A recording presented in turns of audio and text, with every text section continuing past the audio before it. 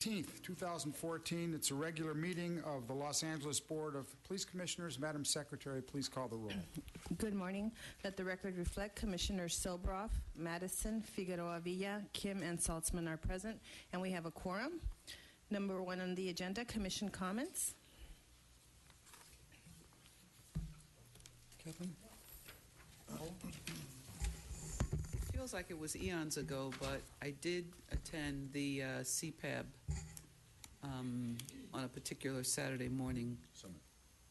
CPAB Summit on a particular Saturday morning, and this year, as last year, it was very encouraging. And now I see that a Teen CPAB Summit is coming soon, and I'm hoping that more of us can go to that, because I think once we start to see the young people at that level getting involved in the assistance and administration of their own local communities, I think it's helpful for us to be there to engage and encourage them. Rob? Yes, thank you. I have two comments this morning. One, I would like to welcome my sister, Dr. Nancy Saltzman, who's here in the audience. Welcome. And also thank Chief MacArthur, whom she's sitting next to, Chief MacArthur's help, and Angie Roman and the commission staff and others. My sister will be speaking, I think it's in March, at the Police Officers Association conference, and I'm looking forward to that, so thank you for being here. In addition, I just wanted to report that I was able to attend the Chiefs LGBTQ forum, which I think is about 10 days ago now, and I thought it went extremely well. I thank Chief MacArthur for all the work that went into that. Chief Moore was also there, and his participation, and quite a few of the command officers from West Bureau were there, and that was helpful. The three primary issues, one had to do with the transgender policy, which we talked about at our session prior to that, and already there's been great progress on that. I know that Chief MacArthur's already reached out with community folks, and that's moving forward, and I'm very pleased about that. There was some discussion about a hate crime murder in East Hollywood, and I think that discussion was helpful about the hate crime process, recording and reporting. And then finally there was, I thought, a quite extraordinary discussion about undercover vice operations, and which is at least part of why I think Chief Moore was there. And it was wide-ranging, quite open and honest, I think. And I think everybody, both the department and the community people, left feeling they understood the issues better, and on the department side, acknowledgement of in the future situations how to reach out to the community in those situations and maybe have a better outcome. And I couldn't ask for more than that from the department. So I want to thank you for that and report back to my colleagues about it. So thank you. No comments from me. Let's get to work. Okay. Item number 2 on the agenda, the report of the Chief of Police, Chief Beck. Good morning, Commissioners. Morning, Chief. Thank you. First, I would like to express the heartfelt sorrow and concern of the Los Angeles Police Department for the victims of the attack in Jerusalem early this morning, our time. The Los Angeles Police Department will deploy an increased police presence in our Jewish community following these attacks, particularly at our houses of worship. We have no credible information about a threat, but it is out of an abundance of caution, and also to calm some of the tension that I know that community feels. This Thursday, I will be attending the funeral of West Traffic Division Motor Officer Joe Pollock. Joe died last week suddenly from medical issues. He was 51 years old. He was well-known, well-respected, leaves behind a grieving family and a grieving police department. Joe is the 10th Los Angeles police officer to die this year, 3 on duty, 7 off duty. It's been a very, very difficult year for us in that regard. On to some much better news. I want to announce some command officer changes and some structural changes in the Los Angeles Police Department that I made public yesterday within the department. First is the elevation of Chief Earl Paysinger to First Assistant Chief. Earl has served with the Los Angeles Police Department for almost 40 years now, and his last 7 years as the Chief of Operations has led unprecedented declines in crime and increases in community support for Los Angeles Police Department. And I think that the acknowledgement of that history and the acknowledgement of his position as the number 2 person in the Los Angeles Police Department is very important. So Earl will be First Assistant Chief. Stay with that cadets program, sir. I might add that the last First Assistant Chief is now the Sheriff of L.A. County. So I don't know if that portends well or not. But so with that change, Earl will also take over the former responsibilities of Chief Mike Moore in the Office of Special Operations. Mike Moore will be replacing our retiring Assistant Chief Sandy Jo MacArthur. Sandy Jo retires in April, and Mike will be replacing her. Mike will also take over the CompStat function from Rick Jacobs. That leaves the operations chief spot open. George Vegas, I think George is here. Stand up, George. George will be. George, you got to start moving up a little closer. Yeah, to I the got a front little now, closer. yeah. Well, we'll have him up there. Right Right, back there. we'll have him in the middle seat pretty quick. George will become an assistant chief and will take over the operations function of Los Angeles Police Department. This also creates vacancies in Valley Bureau. Bob Green, who is currently the chief of South Bureau, will move to Valley Bureau and become the chief of Valley Bureau. And Bill Scott, who is his second in command, will become the chief of South Bureau. The one change that I know the commission is extremely concerned with is in the chief of staff's office. Rick Jacobs' retirement date is looming in January, and he'll be replaced by Sean Malinowski. Sean, you want to stand up, please?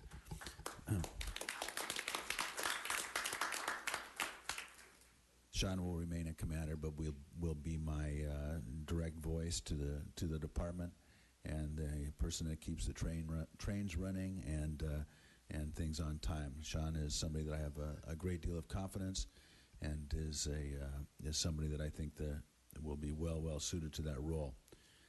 There's a number of other organizational changes that will occur because of Rick Jacobs' departure. As I said, CompStat will go to Mike Moore. The Information Technology Bureau will become a direct report to the Chief of Police, as will our Employee Relations Group, and as will Media Relations. So I will have 3 additional direct reports. I think that when people see these changes, they will see the reason behind them. You know, this is in preparing the police department for the next generation of leadership. And all these changes are aimed exactly at that. There will be other changes that come as a trickle down from these, and I will announce those as soon as the decisions are made. On to my report on crime. I'm sorry. Sure. Sorry, Chief, Rob. I interrupt you. Go right ahead. Before you go ahead with the crime report, I would take the prerogative just to say that I'm so pleased with the decisions that you've announced yesterday and today. I certainly fully support them, and I agree completely that you are looking ahead not only at the next 5 years, but beyond that. And these changes brought about in part by retirements, but in part by just the needs of the department. And I, at least I know speaking for myself, am so pleased with the decisions you made, and commend you for that, and thank you for how you've done that. I know you put a tremendous amount of time and effort into it, and I just wanted to acknowledge that I am fully supportive of that, so thank you. Paula? Chief, and as I said last night in my email, great job. I think this is setting us up for a great future. I know that there'll be more announcements in the next few months because there are more retirements coming, but I'm really pleased to see the changes and the moves that you've made insofar as personnel and command staff are concerned, so thank you. Sandra? Comment? Well done, Chief. No, thank you, Sandy. Kathleen? Agreed. Well done. Thank Yeah. you. Succession planning is difficult. Not just it's not something that one person does, or it's not an easy thing to do. And we've been talking about it for months, maybe a year, and to see the implementation completed in such a high quality way is gratifying. My question to the chief was, which he answered, what about the people that didn't? Because we got a lot of great people in this police department. And his response was, this is the beginning. Everybody knows where everybody is, and the congratulations seem to be very deep in the department. So I think that this is a very strong, high hurdle that was gone over. And Chief, I commend you and the people around you that helped put this together. Well, thank you all very much. You know, this was certainly not one person's doing, as you intimated. You know, we met with either me or my direct surrogates met with all the command officers of the Los Angeles Police Department, discussed where they thought the department needed to go, where they thought they needed to be in that journey, and took advice from all of them in making these decisions. All of these things are part of a long-term plan to bring the organization to the next generation. I mean, people like Chief Paysinger and myself are closer to the ends of our careers than the beginning, far closer to the ends than the beginning. And it is our duty to prepare the police department for the next generation, and so this is part of that. Now, most of these changes will not become effective until about April, and the positive part of that, and kind of the unprecedented part of that for the Los Angeles Police Department, is that this will allow a very healthy transition period in leadership, not only a transfer of knowledge, but also a mentoring by the folks that are leaving one position, either to retire or to go to another position. So that will be that was done specifically to allow that. So, you know, I thank you for your support on this. You know, these decisions are difficult. There are so many quality people, and all of them do a fine job of leadership. So when I make these decisions, it is with the end game in mind, and not necessarily just about that one place, because there are a number of positions that will become open in the very near future, and I have plans for those too. So, And Chief, I just hope that it's been really clear to those that are retiring and moving on that they got a lot to do before they retire and move on. well, you know, we don't Rocking and rolling. Sandy Joe, I'm looking right at you, and Rick Jacobs and everybody else. We enjoy working with you, and we got a lot more to do during this transition period. Thank you. And all of my direct reports are not afraid of work, and as a matter of fact, they all thrive on it, I think, or they at least endure it, and I know that they will do the hard work that's necessary. So I'll be quick on crime. We are still seeing a reduction in homicides, despite what one of our newspapers has been reporting for the last week. It's right now we're at a 2.2% reduction compared to 13, and a 14% reduction compared to 12. We are still seeing an increase in the category of rape.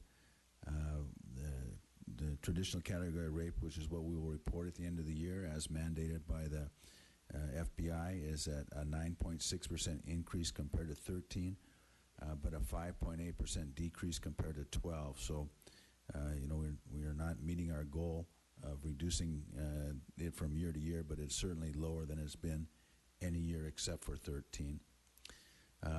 Robberies are down 1.2% compared to last year and down about 13% compared to 12. Aggravated assaults are down 20%, are up 20% compared to 14 and 13. And that gives us a total violent crime picture that is up 9.7% from 13, but down slightly from 12. So you were still fighting the numbers of 13, but we are actively trying to replicate them. Property crime, which is the vast majority of crime in the city of Los Angeles, is down in aggregate 5.7%. Total Part 1 crime, which is the combination of property crime and violent crime, and the stat that the department most carefully measures itself against, is down 3.1% compared to last year and 6.1% compared to 2012. Numbers of victims shot in the city of Los Angeles are down 9.2% compared to 13 and 21% compared to 12. Part 1 crime, that total aggregate crime that we watch so closely, is down in 3 out of our 4 bureaus. It is most significantly down in Valley Bureau, 8.7%, and has an increase in Central Bureau of 3%. Gang-related crime is down significantly from last year, 7% reduction compared to 13, and a 21% reduction compared to 12. Gang crime is down in 3 out of our 4 bureaus, down most significantly in South Bureau, 13%, and up in Valley Bureau, 6%. Categorical uses of force, the use of force by police officers, significant use of force by police officers that results in either hospitalization or significant injury, is down 18.8% compared to 2013. And officer-involved shootings, the most serious use of force by Los Angeles police officers, is down 33% as compared to last year. We've had 26 officer-involved shootings in 2014 as compared to 39 during the same time frame in 2013. This also puts us at the lowest point in at least the last 5 years for officer-involved shootings. Traffic collisions, we are up slightly in overall traffic collisions in the city of Los Angeles. To give you an idea what that number is, we've had 39,840 traffic collisions so far year to date, as compared to 38,613. That's an increase of 3%. But serious traffic accidents, those that result in significant injury or death, are down slightly compared to last year. So while traffic accidents have increased, the seriousness of those incidents have decreased. Driver under the influence related traffic accidents are down slightly, and those that involve significant injuries, either deaths or hospitalization, are up by 2 over last year, 70 as compared to 68.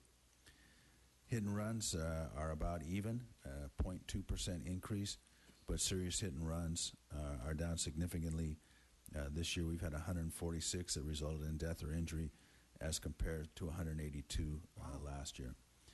Motor vehicle versus pedestrians are about even compared to last year, with a slight decrease in serious injury or death-related accidents. And bicycle-involved traffic collisions are down across the board. In aggregate, they're down 11%. We have 9,932 Los Angeles police officers, 2,724 civilian personnel, almost 500 reserves, 372 specialist volunteers, 63 chaplain counselors, and 5,447 of our cadets. And if I didn't mention it, one of the duties that will follow Chief Paysinger in his journey to First Assistant Chief is the cadet program. Probably no shock to anybody. That concludes my report. Chief, 2 things. Number 1, will you comment on Ferguson when and whatever the result is, how LAPD has been preparing, and also on what the voters a few weeks ago authorized a substantial release from our prison system, and your comments and thoughts on that. Sure. On the Ferguson issue, we're working very closely with not only Major City Chiefs Organization, but also with the authorities in St. Louis and Missouri to make sure that we get some advance notice of the decision and the announcement of the decision by the grand jury. We've done significant outreach in all our communities. All our commands are ready to increase deployment if that is needed.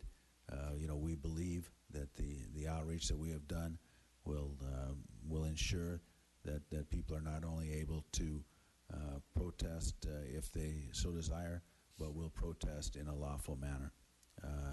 This is an issue that we're all concerned with, but I believe that the relationships with the Los Angeles Police Department and the communities that are most concerned is very strong, and we have made sure that we have had discussions with leadership all over the city about what our position is and how we will support their lawful demonstration of either support or discontent with whatever it is the grand jury does. As far as Prop 47, Prop 47 reduced a number of former felonies to misdemeanors. We immediately complied with Prop 47.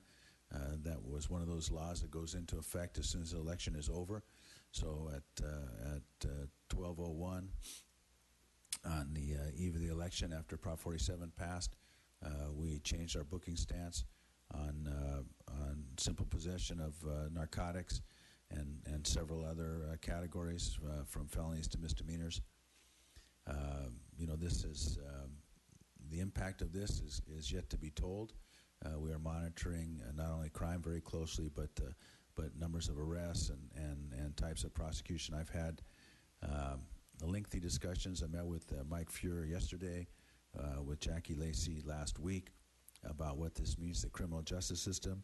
It puts a significant increased burden on the city attorney's office because while this is a law that covers the whole state of California, LA is one of very, very few places in the state where the burden will now shift for prosecution. In most counties, matter of fact, far over 90% of the counties, the district attorney prosecutes both misdemeanors and felonies. So there is no shift of workload. But in the city of Los Angeles, there is a huge shift of workload. Almost 40,000 cases, if they were to remain at the same rate, would be transferred from the district attorney's office to the city attorney's office. And that, of course, is something that would have a huge impact on the staffing and the ability of the city attorney to do many of the programs that we rely on them to do. So we're working with both the district attorney and the DA to ensure that there's a transition in this, and we will monitor the impact of the voters' decision on this very closely. Well, it's impossible for it to have a positive impact on our crime numbers. Well, we will see. It will be very difficult. It is, I think that you have to look at these programs in two ways. You have to look at what their short-term impact is, in which I agree with you will probably not have a positive impact on our crime numbers. But you also have to look at the long-term impact and see if the intent of the voters on this legislation does free up more room in our state prison for violent offenders, and if we're able to increase sentencing in that regard to fill the vacant beds that may have been filled up by low-level offenders. I will say that again, Los Angeles is an anomaly within the state. Well, first of all, we're by far the largest city in the state, larger than any three or four others put together. And because of that, simple possession is rarely prosecuted as a felony here, but that is often used as a incentive. The reduction from felony to misdemeanor is often used as an incentive to get folks into programs. That incentive no longer exists. So we will have to see what the result will be. Okay, we do have 3 public comment cards on this item. We have Mr. Herman, Jabril Mohammed, and Pete White. Will you walk the other way, sir, or sit over there so we use as little time as possible with your walk? We'll get one for you.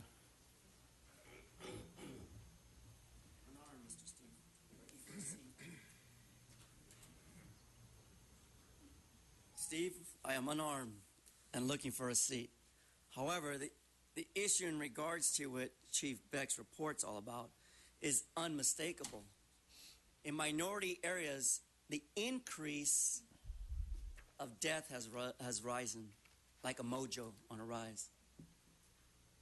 And I hate to discredit the fine officers who do a great exemplary job. However, is the issue still a continuance of ghost cars in the area that we cannot sacrifice real policing to protect the public?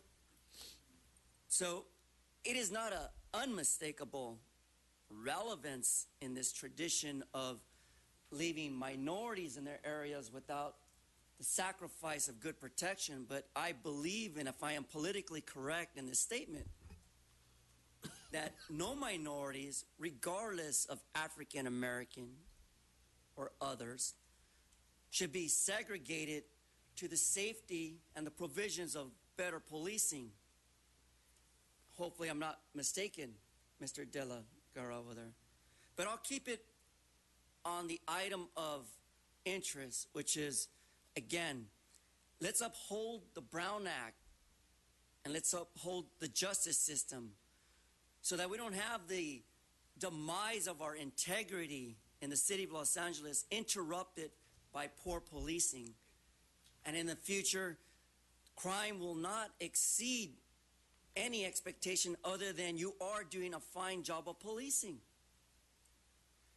So I know I'm not wrong or incorrect, but politically speaking, I demand that Mr. Bustamante, the Inspector General, investigate my concerns of good policing and the safety of minority neighborhoods when it comes to authorizing police cars in the areas. Thank you and good morning.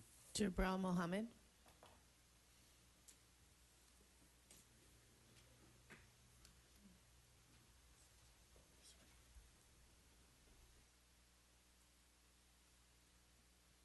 Good morning, Commissioners, Chief.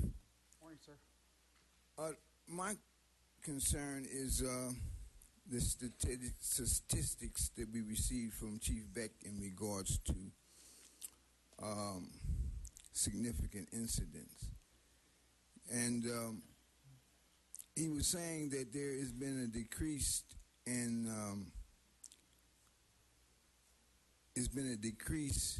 in officer-involved shootings. And to my recollection, as we just view the media, I'm sure everyone here in this audience can bear witness to, they've personally seen an increase in accusation as well as incident. So we question where the chief is getting his demographics. In regards to the Ferguson matter, we have incidents right here, Ezel Ford and others, recent incidents that we also need to address. The climate is such that the response can be one that ignites. Now, I'm curious as to what the policies are in regards to the decisions in the Ferguson, as to what the people's response to the negative, what is being prepared in that regard, because we know that that is a possibility. We didn't get that. That's the extent of my time. There is some other comments to be made. Hopefully I'll get a chance to make them during the course of the meeting. Thank you, sir. Pete White. Morning. Good morning, Pete White with the Los Angeles Community Action Network. So, as goes Ferguson, so goes Los Angeles. I've read Commander Smith's comments in the LA Times regarding preparedness for any indictment-related protest in Los Angeles. Preparedness, I question. I'm reminded personally about what preparedness looked like on May Day, projectiles and batons used against May Day First Amendment protesters, resulting in lawsuits and questionable reforms. I'm also reminded personally what preparedness looked like in city council, tasers and billy clubs used against renters, elderly, disabled, and children amongst those in city council chambers, again, resulting in lawsuits and payouts and mistrust with the police department. I'm also reminded of what preparedness looked like in the downtown Art Walk chalking, beatings in the streets, use of force against people writing in chalk on the sidewalk, again, protected activity. So I say we had better have a better working definition of preparedness in the city of Los Angeles in the run-up to Ferguson's decision that disrupts the LAPD tradition of trouncing on First Amendment protected activities. Mr. Soboroff, I think you should definitely read more. I'm thinking about the Little Hoover Commission's report, empirical data that was released in 2003 that talked about 50% of those incarcerated in our jails would be better served in their communities with increased savings to our budgets, as well as producing better services and better outcomes. And so when we talk about Prop 47, let's not talk about it from a knee-jerk reaction. Let's think about empirical data that shows the savings and shows what happens when people are served in their communities, who should never have been in jail in the first place. And we're now on item number 3, the report of the Executive Director, Mr. Teefank. Good morning, Mr. President, members of the Commission. Just a brief item. As we near the holiday season and the end of the year, we have 3 Police Commission meetings left for the remainder of this year. We will meet on next Tuesday, November 25th. We will be dark on December 2nd, since that is a short week after the Thanksgiving holiday break. We'll meet on December 9th, December 16th, and we will be dark December 23rd and December 30th for the public and department's information. And that concludes my report. Thank you. We do have one public comment card. We have Mr. Herman.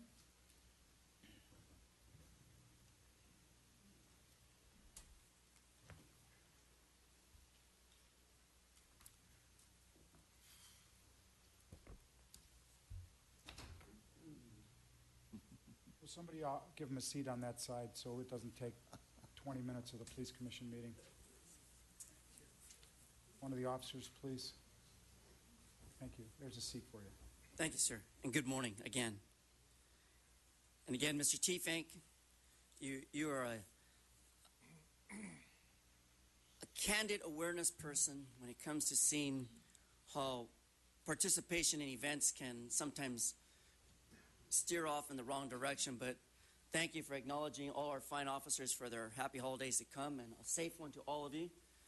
Enjoy your drinks. However, Mr. Teefank, you participated with me in a public safety meeting at City Hall the other day. I believe it was Friday on the 7th at 8:30 a.m. in regards to Mr. Bustamante and gentleman Mr. Mitchell Farrell, who denied us not just public comment, but also denied us 1 through 11 items. Now, you see the play role here when the violations of the Brown Act Mr. Herman, are ignorantly Mr. Herman, you have to discriminated keep against. it relevant to this item. Relevant to this item, please. Okay, then let me redirect to the item I wish to speak about. Now, California law doesn't subject us to criticism in meetings. However, it does allow us to criticize those. Not on this item. You can save that for the public comment at the end of the meeting, but right now, this is the Executive Director's report. You can comment on what Mr. Teefank talked about. Very well. So, Mr. Teefank, hopefully you can use some of the city's resources to provide, an invitation party for all our officers at the expense of the mayor and also our 14 councilmen and 1 female councilwoman, because it gives me great privilege to honor and celebrate the holidays with all our fellow officers who are on a very low budget during the holidays and deserve, the recognition that we, the taxpayers, pay for. And thank you for this moment. Okay, we're now on item number 4, the report of the Inspector General. Mr. Bustamante. Thank you, Commissioners. I have no comment today. Okay. We do have one public comment card. We have Mr. Herman. Item number 4. Report to the Inspector General significant incidents that are obviously, while not should be ignored, specifically the issue coming up this month on the Ferguson case. Am I off topic, sir? Correct me if not. Mr. Herman, just repeating what's on the agenda does not make it relevant to the agenda item. Great. So, unmistakably, It's a good one. our First Amendment rights, Mr. Inspector General, have been a continuous violation throughout the state of California, and more so within the city of Los Angeles. I believe and forward my belief in a justice system that is not ignorant and is tolerant to the demands of what the public sees unjustifiable under 54,950 to 54,963.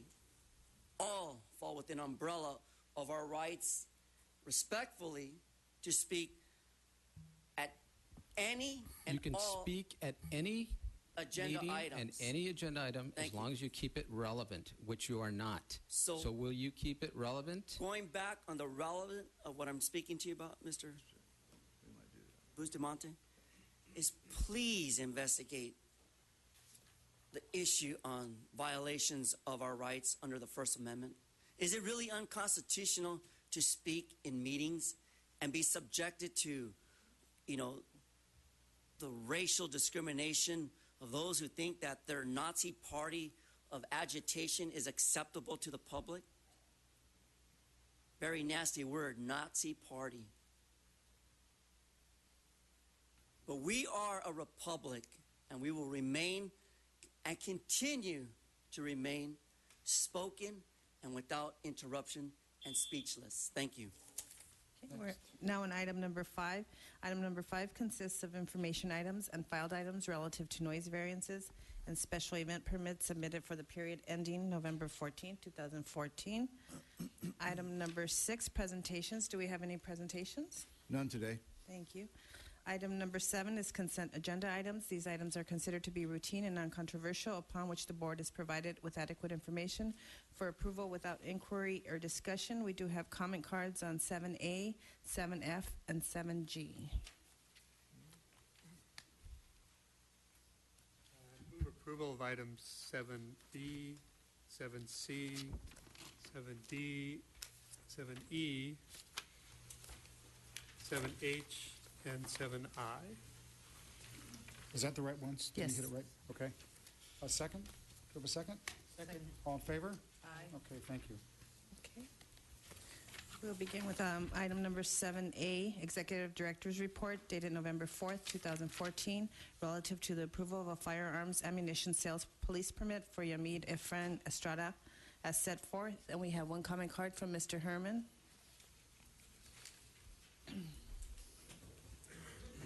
Did he leave? None of us are against firearms or ammunition sales, let alone we're not against our rights to bear arms, NRA. Incidentally, there are those who cannot control their violence in the presence of ammunition and weapons. But there is an environment and a time that those of us who must bear arms protect ourselves, especially more so when the chief reports states, for the record, based on data, that there are no problems happening or ongoing in the city of Los Angeles. That violence is at its low. Everything is stagnant and comfortable and under control. But it is our officers who work the streets on the beat who know for a fact, along with our detectives, that there's been a spike, an increase, not due to the ammunition sales. It has to do with the level of education. Education that should be brought by all administrative levels of our city officials to educate us in the use and the probabilities of how to manage our self-control. Mr. When Herman, it comes did you read the to report? Did you read the firearms report? and Keep it- ammunition. Please keep it relevant. Okay, you talk about all kinds of other stuff except what's on the agenda. Thank you, Mr. Delagar. I just want to make sure you're listening.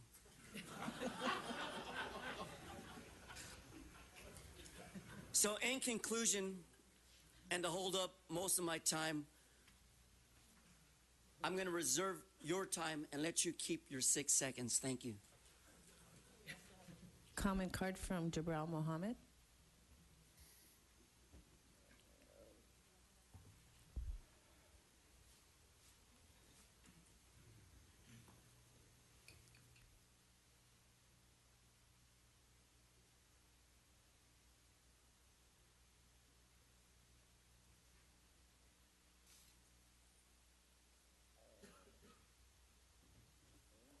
You know, I'm writing so fast that I filled out a card and without intention to do so, but and then incidents have occurred where I would like someone to sell me some ammunition. However, I have to keep it peace. So this is where we are. This is where I'm at right now. But you know, my whole attitude is that we got to dumb down this ammunition business. We got to dumb down the way we resolve arrests and whatnot. We got to do another paradigm in terms of arrest management, because these bullets are killing us. And I'm questioning the mentalities around the people who are being given said force, deadly force. And I would like to see a psychological examination, evaluation. You know, this is my mantra. You know, every time can we get a psychological evaluation of these people that we're hiring that are out there taking our money and killing us with it? So, you know, this is my whole thing. So I think justice is best served with other approach. You know, Bustamante, Mr. Bustamantes has an assistant who was a constable over there in England. And there they have no guns, you know. So I know that's sort of hard for us out here in the West. I mean, it's so wild. However, I know we're smart enough. We're smart enough to come up with something whereby we can, man, you know, I'm just saying, I know it. That we would give conscious effort as to how can we establish a nonviolent arrest that would be just as effective as bullets and batons and everything else. I'm you know, and in terms of creating peace for everybody, and then issue with everybody. This is the program. You know what I'm saying? So that's where my heart's at. We have a motion for approval of item 7A. Move approval of item 7A. Second. All in favor? Thank you. We're now on 7F, Department's report dated November 7, 2014, relative to the donation of a 4-camera wireless surveillance system valued at $80,627.40 from the Los Angeles Police Foundation for the benefit of the Los Angeles Police Department as set forth. And we have 3 comment cards. We have Adam Rice, Jamie Garcia, and Hamid Khan.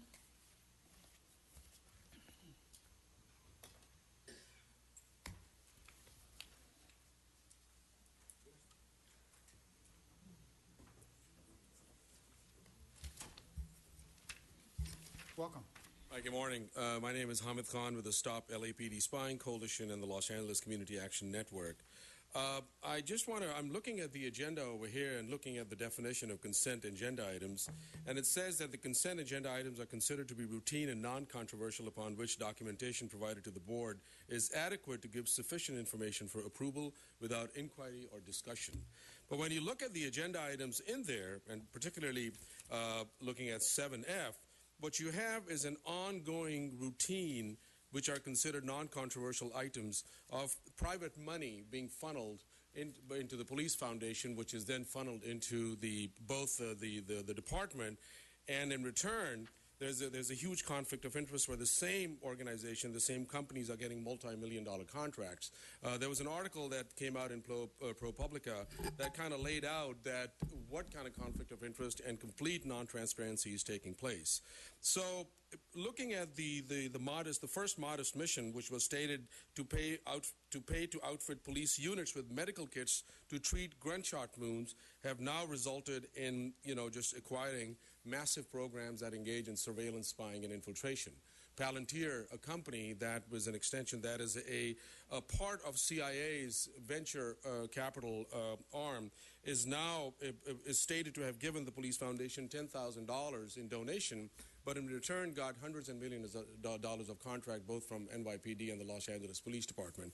So I think the question really here is that while the stated mission of the foundation is to support the police department, but in essence what is happening is that there is a complete lack of transparency, there is no accountability, there is a clear conflict of interest, and what we are getting in return are these massive programs that are invading our privacy and really promoting racial profiling. So I think what we need to do is to completely change this thing and make it into a public dialogue, and really the City Council needs to be involved in this thing. Thank you. Good morning. My name is Jamie Garcia. I'm a registered nurse and also a member of the Stop LAPD Spying Coalition. So that article on October 13th, 2014 in ProPublica highlighted the role of Los Angeles Police Foundation as a conduit of private money into LAPD to bypass any scrutiny or transparency. The article highlighted private companies who donate money getting multi-million-dollar contracts from the police department in return. One such company was Palantir, which donated $10,000 in 2008 to LAPD only to receive multi-million-dollar contracts from LAPD. These practices are not only a violation of transparency and accountability, an immense amount of conflict of interest, but also confirm the high level of distrust people of Los Angeles place in LAPD. LAPD is a public agency receiving billions of dollars from public funds and is ultimately unanswerable to the people of Los Angeles, but should be answerable. There needs to be a thorough investigation and accountability of Police Foundation's role in funneling monies into LAPD's infrastructure, operations, staffing, and every other aspect of its existence, starting from 1998 to present. We cannot and should not entertain, agendize, or debate any other requests for funding or acceptance of donation for the Police Foundation until the investigation has completed and Angelenos are made fully aware of its findings and have a chance to fully weigh in.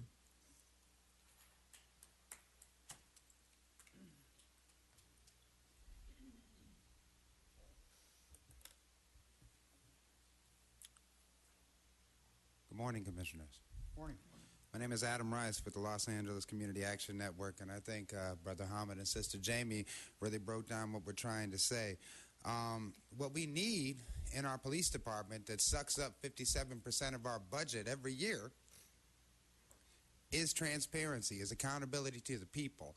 And using the Police Foundation to funnel private money to buy spying equipment, to buy weapons, to buy what the police department states that it needs, I don't know how much more you could need with billions of dollars in taxpayer money. So we do demand that this not be approved. We demand a real investigation into every other aspect of the police department's relationship with the Police Foundation. We should not approve this, and until an investigation has been completed, this should not be agendized again. Thank you. There's the final comment card. Move approval of the item. Second. All in favor? Aye. And for clarification, this item is going over to City Council for approval.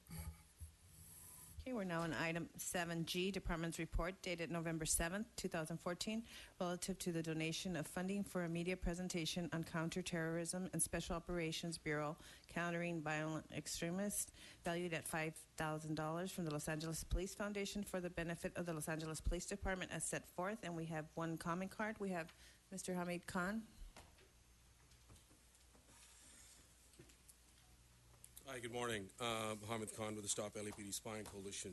I'm reminded of the 2007 Muslim mapping program that was launched by Chief Bratton at the time, which was then was abandoned because of the uproar from the community.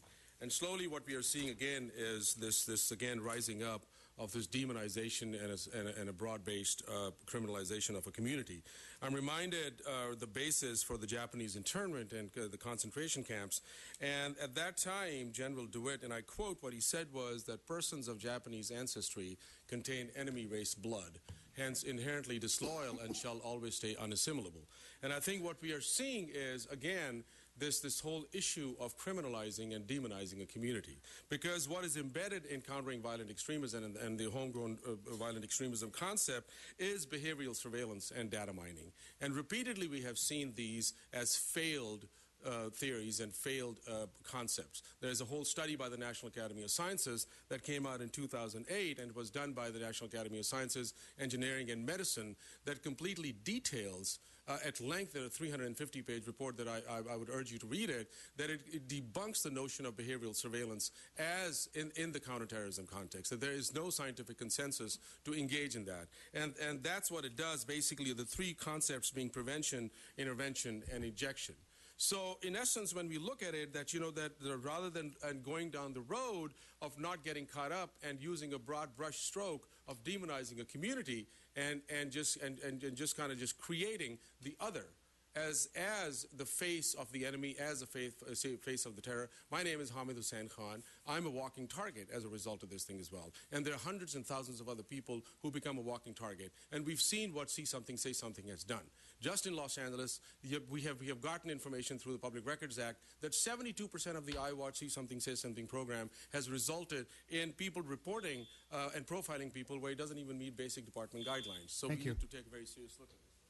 And there's the final comment card on this item. Move approval of the item. We have a second? All in favor? Aye. Okay, we're now on item number 8, regular agenda items.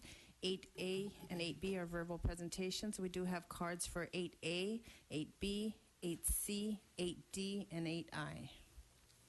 I would also like to give the department opportunity to speak on 8J. So I move approval of 8E, 8F, 8G, and 8H. We have a second? Good. All in favor? Thank you. We're now on item 8A, verbal presentation and update from the Commanding Officer and Community Police Advisory Board representative regarding community-initiated problem-solving, crime strategies, and other programs and goals within the Pacific area. Welcome. Mr. Sobroff, fellow commissioners, good morning. Chief, Mr. Steve, Mr. Bustamante. Good morning, everybody. Sir, everybody recognizing you have a full calendar this morning, we're going to try to make our comments very brief and get right into our presentation and open up for any questions you may have. So our first slide, what we're really going to focus on today is really about our community engagement efforts for the year of 2014. I'm happy to report that was one of our main goals in 2014 was community engagement, particularly with our neighborhood watch groups. To date in 2014, we've added 37 new neighborhood watch groups within Pacific area with at least 850 new members in these neighborhood watch groups. In addition to that, in our last report, we had 2 vacancies in our senior lead program. I'm happy to report that we have filled those 2 positions, one up in Basic Car 18827 and the other one in 1425. Officers Richardson and Acosta, and they're doing a fantastic job in our efforts as it relates to community engagement. The next slide highlights our crime stats. I'm happy to report, if you look at our violent crime in the middle of the slide, we are actually down 6.4% year-to-date in violent crime. That's 38 less victims in 2014 in Pacific area. Unfortunately, we are up overall Part 1 crime by 1.2%, and that equates to 67 crimes year-to-date. But if you look at our property crime picture, if I could just shave away that 2.2% of thefts, that's 73 crimes, we actually would have an overall reduction in Part 1 crime. But I'm very pleased as it relates to our violent crime reductions. As we know, we have been on a quest too as it relates to our community youth programs. I'm happy to report from our last meeting, we are up 40% as it relates to our cadets From 77 in this Saturday when we graduate our next cadet class, we'll actually have 108 cadets in Pacific Division. So again, an increase by 40%, and certainly that whole notion about engaging our youth is very important to us in Pacific, so I'm happy to report that. This slide is just really just a demonstration of just the different ways that we try to engage our community, not only through our cadet program, but through other various activities with our youth. The three things that we would like to highlight today, the first one I know Mr. Sobroff is very dear to you, and that's our community center at Pacific Station. As we would all like, we would hope that it would be completed, but I'm here to tell you we are on course, and I suspect in the next 30 to 60 days we'll have that project completed. And I have some slides just to kind of give you a sense of what's going on with that. And my co-chair, Mr. Cadota, he will talk about a couple things as it relates to those community efforts as well. And then I'll comment on our 1736 initiative. So as you can see by those slides, I know it's kind of hard to tell, but you know the project entailed them completely gutting that community center that was donated by Playa Vista as well as Brookfield Residential to the primary donators of this project. But after that complete demolition, all the walls are up. They have been taped and textured. All the infrastructure in terms of the hard wiring for communications and for lighting and all that has been done. There is one interior wall that I show you that the painting has taken place. The interesting thing is when we did our breakfast with the community, just the overwhelming support of additional donations that are coming in from across Pacific Division to help in this endeavor. This program has not cost the LAPD 1 cent. This is all being done by private donation. So we're very happy with that. I'm now going to turn over to my co-chair, Mr. Rob Cadota, who I forgot to introduce, but has been with Pacific for 6 years. And I think this is his 6th or 7th year as the co-chair. Just certainly a stellar partner in the community. Has been president of the neighborhood council in Mar Vista. He volunteers with the YMCA. With Red Cross. Let's get back to the presentation. Right, you so see a Mr. little bit of collage of Winter Wonderland toy giveaway. It's a wonderful event. We serve probably 3,000 kids go through, plus their families. So significant part of the giveaway.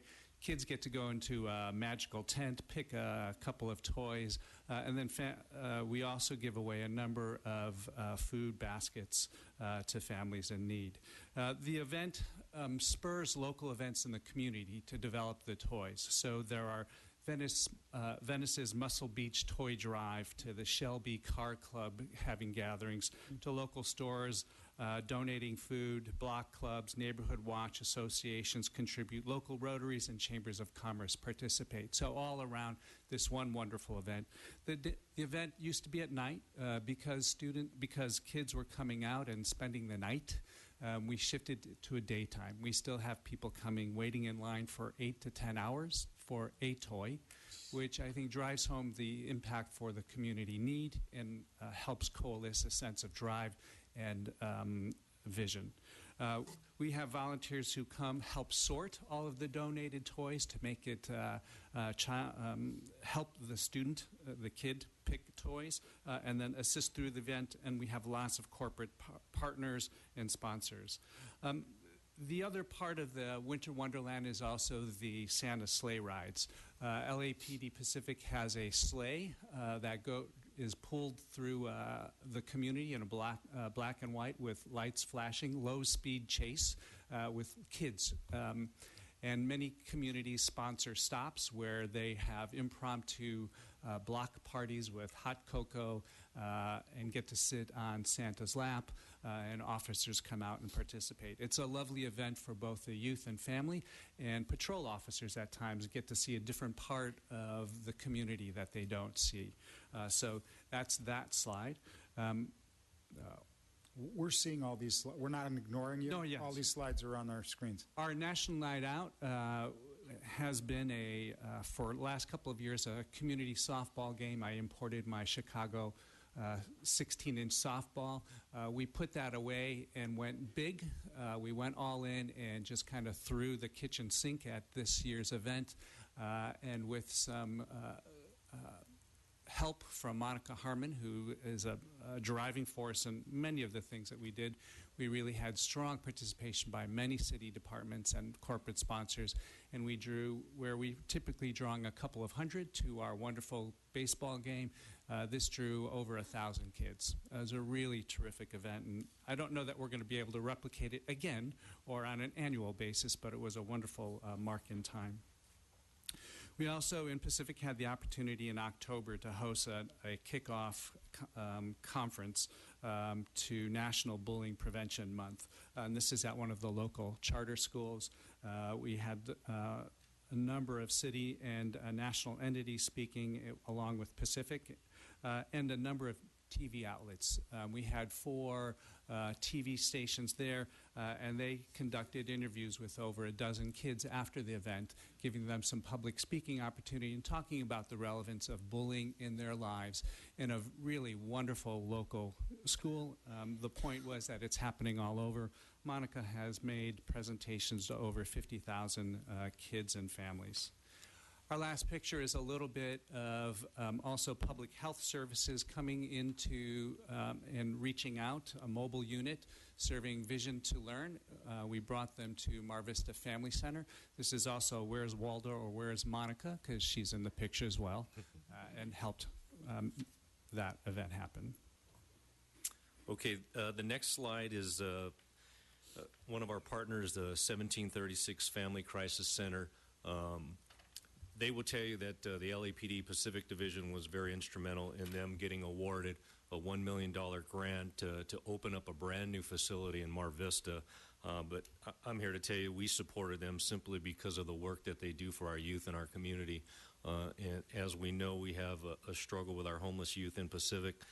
So this is just one other organization that we're proud to be partners with. They are literally breaking ground for this new community center. This is not only going to help our youth, but it's going to transition them into a productive adult in our society. And I couldn't be more pleased with Captain Alberca, her presentation that she actually did. We were one of 2 finalists for this $1 million award, and I'm happy to report that 1736 Family Crisis Center was able to get that. This next slide is just a brief slide. Thank Chief Beck for coming down and walking the boardwalk and really getting an understanding of the Venice community, which he was a senior lead in Pacific. It was a great opportunity for us to further engage with the community. Councilmember Bonin and our cops down there, just a tremendous amount of work that they've done really to change the tide, no pun intended, at Pacific Venice Beach, but just some great work we're doing down there. As we talked about in our community engagement efforts, as we know that social media has been a very big part, we took it a step further this year. In September, we launched our first social media app. To date, we have about 850 of our residents that have actually downloaded it. And again, in talking with how many new neighborhood watch groups, we always understand that everybody wants this information differently. What's unique about our application is we actually embed, you can go there and get all the chief's reports to the community.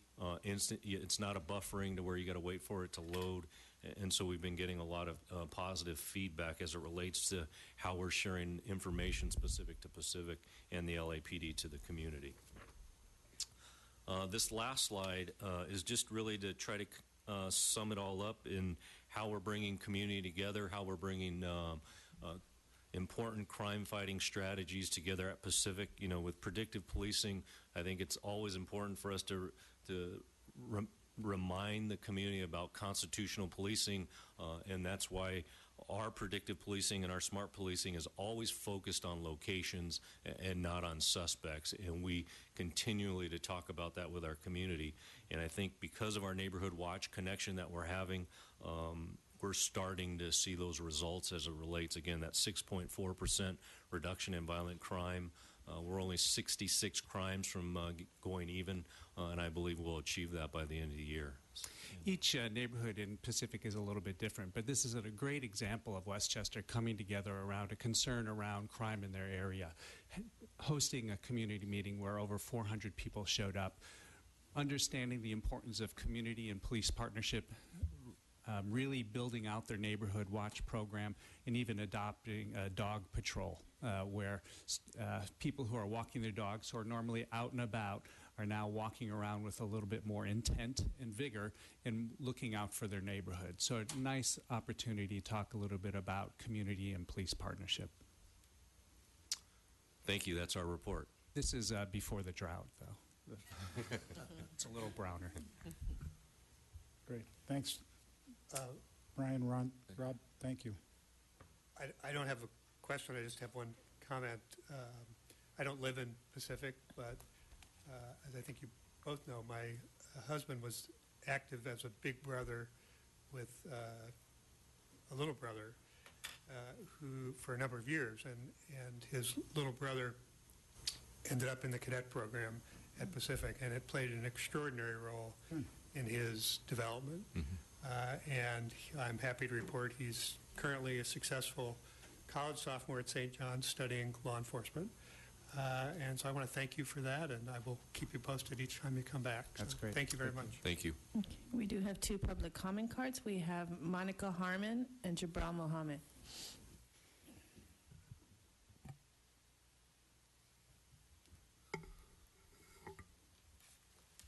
Welcome. Good morning. The bullying awareness assemblies, parent groups, educators, community meetings are so important.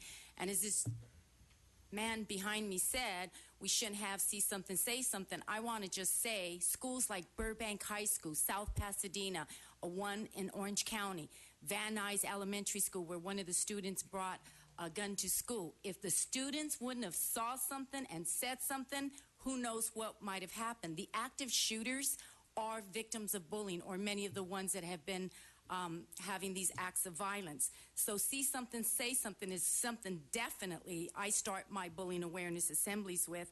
To get back to Pacific, we started it in Pacific, and at one school, I won't say which one of the students during Q&A showed us his iPhone. There was a threat to the entire school. The principal knew about it. Nobody was doing anything about it. Pacific immediately sent down a detective and an officer. The student who posted the threat saw it, because I tell students, you can be traced. Boom, admitted, took care of the issue. They're not having any more of those threats.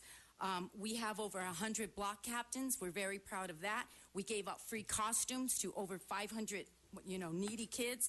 We reached out to the homeless in Venice, and we gave out 200 hygiene packets. I can go on and on. Our American flag was torn.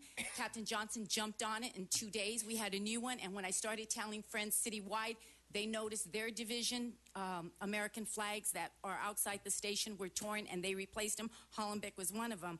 So I'm very proud of the work that we're doing at Pacific. I'm very proud of the bullying awareness. I think it's so important to do them, especially because bullying and cyberbullying are just an epidemic right now. And until we go to the schools, and I go with SLOWS or the Crow, nothing's been done about it. Thank you. Thank you very much. Jabral Mohammed.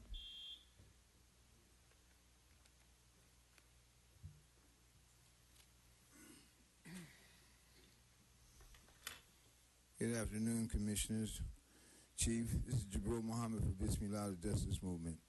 Now, the verbal presentation and update from the Commanding Officer and Commanding Community Police Advisory Board Commission.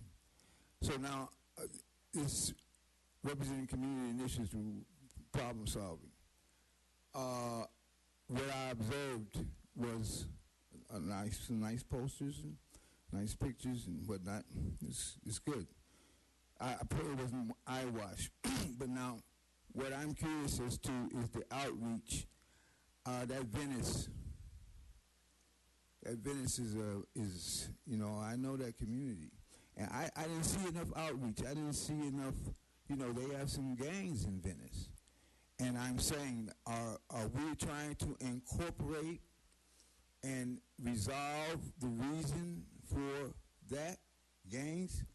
Or are we trying to draw a line and say, well, we're going to criminalize this so we can substantiate this? So we got, I want resolve. I want some results. I want to see the outreach, and I want to see the social complexion change. And I want to see programs for the sake of that.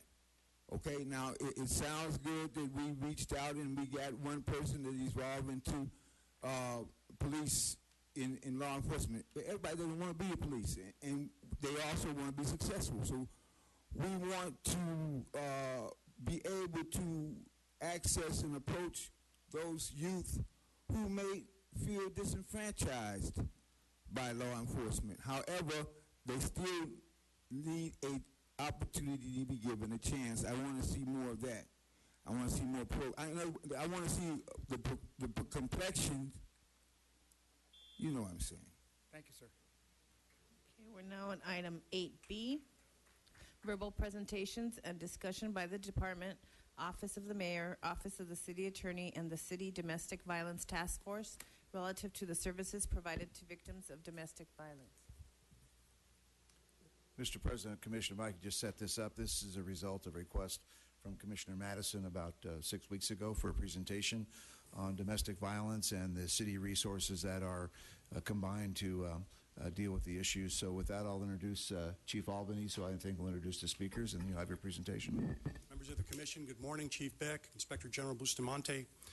With me this morning, first of all, Kirk Albanese, Chief of Detectives. With me, Detective 3, Yvonne Ortiz. Yvonne is the Domestic Violence Coordinator for the department, and she reports to me. Next to her, Eileen Decker, Deputy Mayor, Homeland Security and Public Safety for Mayor Garcetti. Eileen will talk about the DART program. Donna Edmondson, Assistant City Attorney, Director of Family Violence Operations for the City Attorney's Office, and she's going to talk about the role of the CA's office in responding to domestic violence. And then following Donna, Eve Sheedy, a Deputy City Attorney, Counsel for Domestic Violence Policy at the City Attorney's Office, and Chair of the city's Domestic Violence Task Force. And Eve will talk about domestic violence service providers and the Domestic Violence Task Force. Our presentation will address how the city is working collaboratively to address spousal abuse and intimate partner violence. So I'd like to start with just the state of that crime, those crimes, relative to year to date. We're at a 21% increase in spousal abuse, intimate partner violence. And what that represents as it relates to 2014 is 10,370 crimes versus this time, 2013, November 1st is the date we stopped, 8,567. So we're up 1,803 crimes year to date. In looking at that, we saw an increase in March in terms of a graph, and then we saw a steady increase in May, June, and July, peaking in July with 1,277 crimes. Last July, by way of comparison, 948 crimes. We've also seen that since July, August, September, and October, the crime of spousal abuse, intimate partner violence has dropped for the last 3 months. Why are we seeing the increase? So we have tossed that around, and we think there's a multitude of reasons, but some that rise to the surface are as follows. There's been a great deal of coverage, as we're all aware, relative to celebrities involved in domestic violence. The NFL and Ray Rice earlier this year, in terms of national media coverage. Locally, LA Kings, Slava Voinov, was arrested for domestic violence earlier this year. Both of those cases received a great deal of media attention. In addition to that, the department's outreach efforts have been very consistent and very aggressive in terms of getting the word out. Press conferences, in some cases led by Chief Beck, Mayor Garcetti. Our efforts at notifying the community in the form of community meetings, social media outreach has been extensive. Detective Ortiz is going to talk briefly about a couple of specific efforts in two of our commands. While we don't want to see an increase, we do want victims to report so the city family can have an impact on breaking the cycle of violence. So it's important that we get that word out to report, to bring awareness, and so that the fact that we're seeing an increase isn't necessarily a bad thing. Hopefully it's the beginning of closure on that issue for families. Specifically in terms of the LAPD's response, we're always going to take a report. In some cases, we're going to make an arrest or secure a protective order or both. And in some cases, we're going to coordinate with services to ensure that victims end up in a shelter if that's what's needed. And so I just want to, Eve is going to cover more specific information about shelters, but I thought it noteworthy to say the following. When we look at the profile of a victim in a shelter in the city of Los Angeles, it's a female, 85% of the time, between the age of 26 and 59, and she has children with her, 12 or under. That is a significant statistic, and in all cases, it represents extreme poverty. And so that is the profile of who we see in a shelter. Eve will talk more specifically about the numbers associated with that. Detective Ortiz, would you please cover the example of our outreach efforts in two of our commands and then the Family Justice Center? Yes, good morning. Yes, in Wilshire area, they surveyed some victims of spousal abuse / intimate partner violence.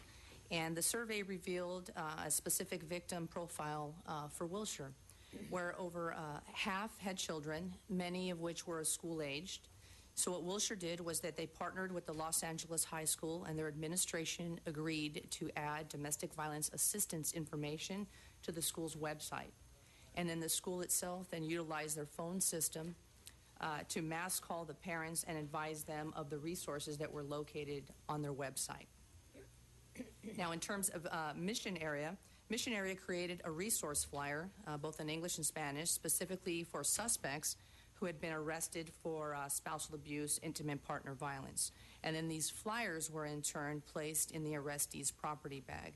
And in addition to that, Olympic area and Harbor area have also created such flyers. And then lastly, I'd just like to highlight in Van Nuys area. What do the flyers say? What are the flyers? The flyers provide a list of resources for them to personally reach out to. To help themselves. Right, especially in the areas of anger management. Sure. Yvonne, also, Commissioner, the flyers stress accountability, that the police department recognizes you've been arrested a couple of times for spousal abuse. It's unacceptable. You need to do the right thing. Here are some services you can reach out to, but if you continue on that path, we're going to take appropriate action. Good. Very good.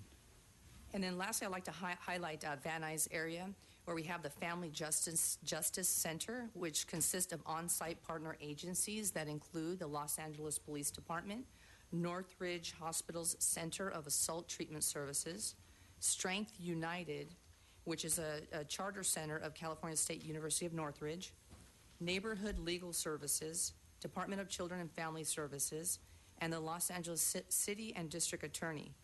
Now, the Family Justice Center was fully implemented in 2010 and is the first of its kind in Los Angeles County who serve victims of domestic violence with a holistic approach.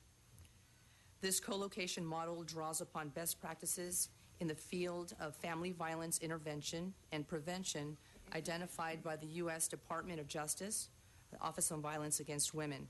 Now, the services there include emergency protective orders, bilingual crisis intervention, counseling, a 24-hour hotline assistance, forensic medical exams, civil legal services, and coordinated resources and referral assistance. So in essence, it's a one-stop shop for the victim and their families. Ms. Decker. Thank you, Chief. Good morning, Commissioners. Morning. And on behalf of Mayor Garcetti, I'd like to thank you for agendizing this item and allowing for a discussion of domestic violence programs in the city and for bringing greater attention to this problem. The Mayor considers domestic violence of paramount importance to his public safety agenda. And a large part of that approach is the DART program, the Domestic Abuse Response Team program, which is a collaboration between the Mayor's Office, the Los Angeles Police Department, the Los Angeles City Attorney's Office, and the community. Because the Mayor's Office administers the funds on the DARTS programs, my remarks will be focused primarily on that program. And as you know, it is a law enforcement-based crisis response team program that pairs civilian-trained advocates on domestic violence with Los Angeles police officers, and together they respond to incidents of domestic violence. The DART program for the city was first established in 2001 when the city received a Department of Justice grant called the Family Violence Prevention Initiative Grant. And the city received continuous funding in that grant through 2005. At that point, the funding was eliminated. But the city picked up and absorbed the cost of the program, and for many years had received no grant funding to further supplement the program. But despite the economic downturn, the city continued to fund the program. No cuts were made, but unfortunately, due to the economic crisis, no additional funding to the program was added. But since 2005, the city has contributed approximately $4.3 million to this program. Now, each DART that exists in 10 of the police divisions establishes a local network of service providers that offer an array of services to victims and survivors of domestic violence. So the concept being, while law enforcement handles the criminal aspect of the case, the advocates work with the victim and survivor of domestic violence to assist them with their needs. And it can run the gamut from immediate crisis intervention, information, referral services, emergency shelters, education, advocacy, including taking and accompanying the victims to court. It's worth noting, similar to the DART program, the city has started through grant funding a SART program, Sexual Assault Response Teams, that is a citywide effort responding to sexual assaults as well. But focusing on DART for a moment, as I mentioned, DART now exists formally in 10 LAPD divisions. Last fiscal year, for which we have full data available, over 3,000 victims were serviced. The team accompanied over 1,600 people to court and trained nearly 4,700 law enforcement officers, domestic violence advocates, and community members. Because of the success of this program and the number of people serviced by it, the mayor has asked me to determine how we can further expand this program. And while the city continues to have fiscal issues, he's asked me to aggressively pursue additional grant funding, private funding, work with the state and federal agencies to see what our fiscal situation will allow and how to build a sustainable program throughout the city. It's also worth noting that the city funding goes to the domestic violence advocate groups, and it does not include the additional costs that the police department and others in the city attorney's office incur as a result of providing that intense response that is needed. So we have much evaluation to do in order to expand the program, but that is certainly our goal. In the meantime, the mayor's office and LAPD has entered into memorandum of agreements with domestic violence advocates in each of the LAPD 21 divisions so that victims do have at least one advocacy group that can be called upon when they call for help. DART is just one aspect of the city's response to domestic violence. I think you'll hear and are hearing more about the other programs today, but I think at this point I should probably turn it over to my colleagues from the city attorney's office. Thank you. Good morning, Commissioners. Morning. The LA City Attorney's Office prosecutes all domestic violence cases that occur within the city that are ultimately prosecuted as misdemeanors. That is the vast majority of domestic violence reports, and in some estimates, it's 80% of all reports taken. Misdemeanor cases have a very wide range of behaviors that they cover. They can be everything from a slap or one punch to a brutal assault, including black eyes, a victim knocked unconscious, attacks with weapons, and attempted strangulations. All of those are the types of cases that we prosecute.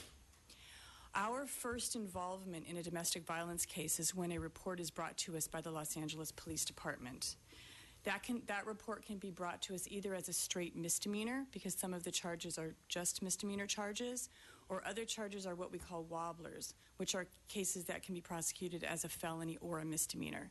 Those cases come to us either through a watch commander referral or they are presented to the DA's office, and the district attorney refers the case to us for misdemeanor prosecution.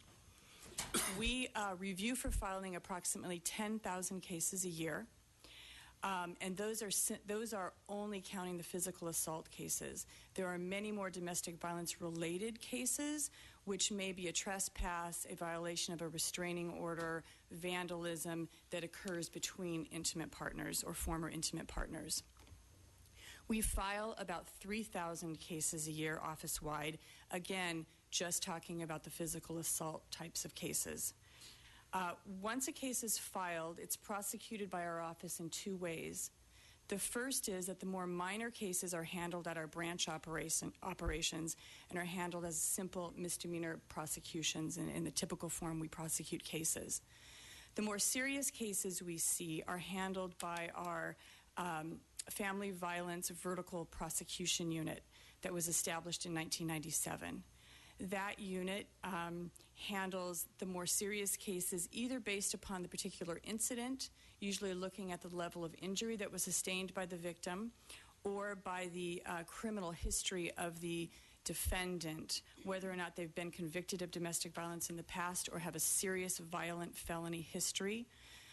Those cases are all handled by our Vertical Prosecution Unit. What vertical prosecution means, and it is the best way to handle domestic violence cases, but unfortunately funding only allows us to handle some cases that way. It means that there is an assigned prosecutor to the case, a victim advocate, and an investigator that work as a team to prosecute the case and to support the victim throughout the criminal justice system experience. Domestic violence cases are probably some of the most challenging cases our office faces. And one of the reasons that they're challenging is because most domestic violence victims either recant, minimize, or will refuse to appear in court. Our office is extremely dedicated to these cases, and we will proceed with our case whether or not we have the victim cooperating or if he or she is recanting.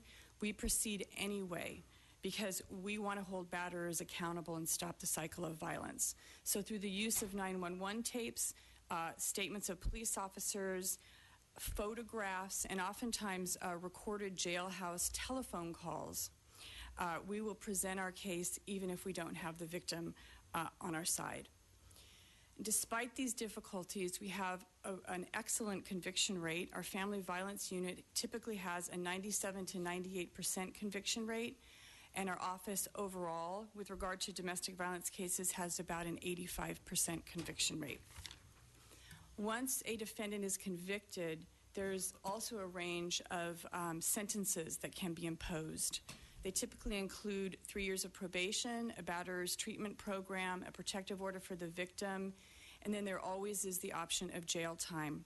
And jail time can be imposed either none at all, a few days, or several years, depending upon the number of counts and the type of case that the defendant was convicted of. One of the challenges that we've faced in the last few years since the economic downturn that Eileen referred to is that we have had significant reductions in our staffing. Our branch court operations are down 35% as far as prosecutors are concerned. Our Family Violence Unit is down 50% of its trial attorneys. So while we struggle to keep up with the workload, it has become very difficult, and we are very hopeful that with the next budget cycle, we will begin to see some relief in that area. We share that with our department as well. The second is that our office is a national leader on the nexus between gang violence and domestic violence. That particular program is run by Eve Sheedy, who's sitting next to me.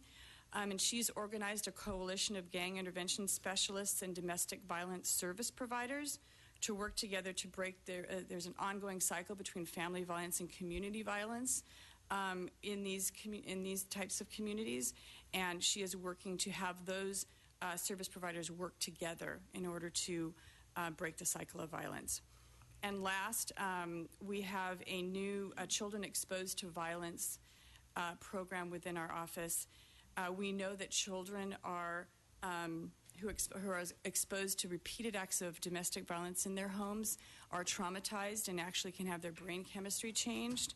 So our office is working on a protocol in which our staff who work with child victims and witnesses who have been exposed to violence are able to minimize their experience within the criminal justice system and prevent any further trauma from occurring. I was only given 5 minutes to go over everything our office does, so I invite you, if you have any more questions, I'd be happy to meet with you individually or to come back again if you need. Thank you very much. Well done. Ms. Sheedy? Thank you. Good morning. Morning. I've been here before to talk about the task force. I'm here today on behalf of the service providers, the DV service providers who are members of the task force. On behalf of the service providers, I'd ask you to look at domestic violence as the most serious crime that we confront in the city. It causes harm not only to the spouses and partners involved, but to their children and to their children's children. It includes all the felonies listed by the chief, including murder, rape, strangulation, weapon violations, battery, burglary, theft, vandalism, and almost all other crimes. It leads to gang violence, sexual violence, human trafficking, and countless other forms of victimization and perpetration. In the previous presentation, there was, and I mean no criticism, but the Neighborhood Watch symbol is a picture of a man, sort of a cloaked man with a hat, sort of lurking down. But the reality of crime, particularly for women and children, is that the crime that they face isn't from a masked stranger. It's in their home, from their parents, it's spouses, it's partners, it's boyfriends. So although we've been sort of raised to believe that crime comes from outside, in fact, most crime committed against women comes from inside. The domestic violence service agencies are the safety net that everyone in the city relies on. Listening carefully to all of the presentations before me, everyone, the end of every presentation relies on the service providers. DART relies on the service providers. LAPD for even all of the programs will share posted information on their website about domestic violence agencies. All of that points back to the service providers. The service providers in LA and actually across the country fall into two basic categories: shelter-based agencies and non-shelter-based agencies. Oftentimes when people talk about DV shelter, all they do is picture sort of a location with a bed, but that's not how that works. By state law, every domestic violence shelter-based agency must provide 24/7 emergency shelter, a 24/7 hotline, psychological support and peer counseling, referrals to community resources, a drop-in center open 5 days a week, and emergency transportation. They also, by law, must provide or partner with community-based agencies to provide medical care, legal services, and psychological counseling. They must engage in community outreach to other social service agencies, schools, and law enforcement, and a portion of their staff must be bilingual. Additionally, most shelter-based services in LA provide transitional shelter, case management services, vocational services, court accompaniment, children's programming, and extensive community outreach. Shelters participate in the task force, the county's DV council, and most other committees and groups. The city presently funds 10 shelter-based agencies. I've collected statistics from 5 of them, which is half of the funded shelters for the last year. The 5 shelters provided services to a total of 10,271 people. The 5 shelters provided a total of 1,030 people shelter beds, including adults and children. Each shelter provided victims and their children an average of 36 nights in emergency shelter and 201 nights in transitional shelter. The 5 shelters received 814 direct referrals from law enforcement, including one DART team and including other law enforcement agencies besides LAPD. And that's only reflecting a portion of their services. Here's the shocking part. The total amount of money provided by the city to these nonprofit agencies, not including DART, last year was a total of $2.3 million of restricted funding. $1.7 million federal dollars came from the Community Development Block Grant funding, and on a one-time basis only $500,000 came from the city's general fund. This coming year, that $1.7 million is going to be cut 32%.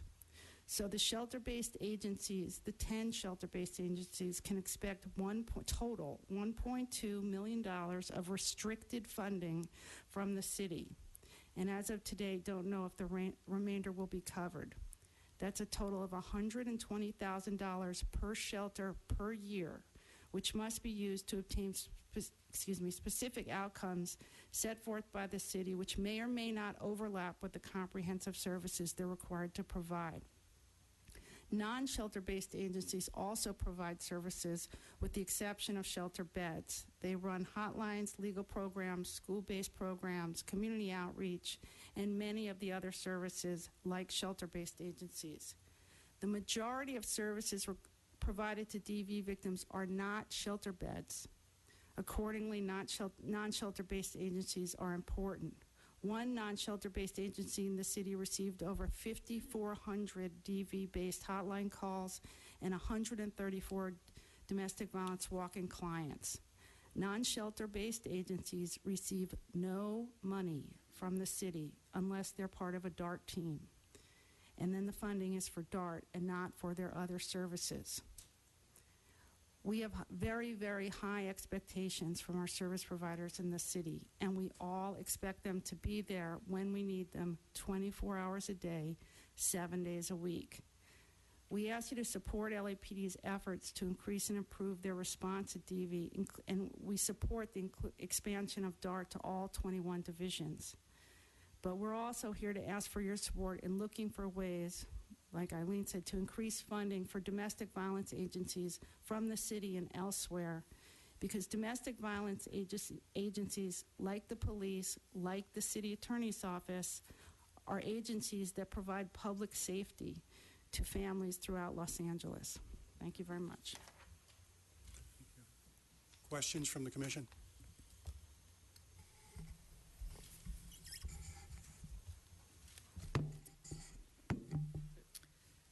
So thank you very much for a really thorough and I think somewhat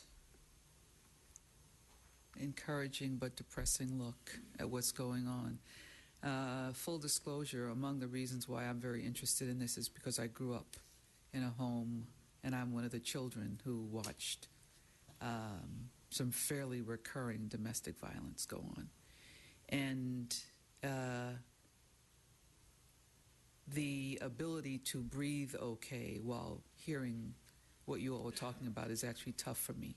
These many years later, I still remember very much. And so talking about the children who have grown up in these households, the numbers of children who have grown up in these households are probably more numerous than most of us think.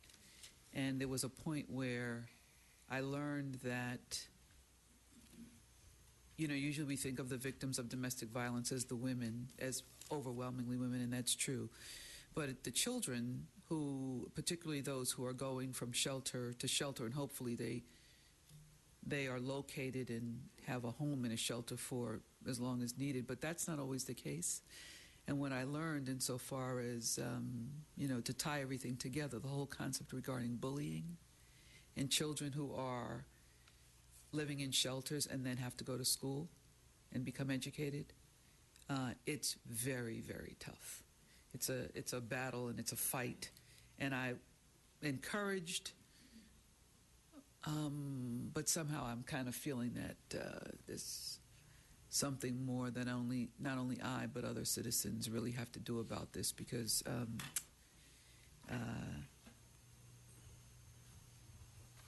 when we know about the numbers of victims of domestic violence, and to the extent that we are doing as best we can with the limited funding that we can, this is one of those situations where it may not always be up to the government. It may be up to private funding.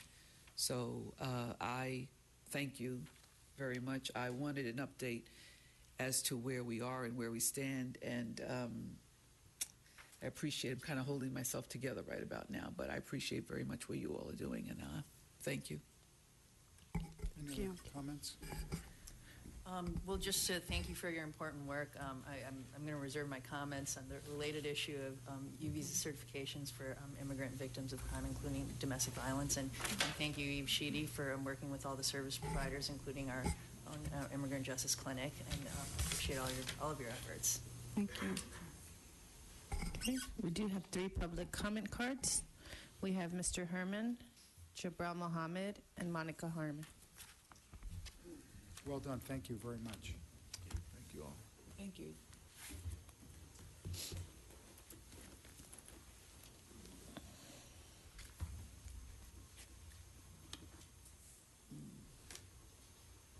Thank you, guys.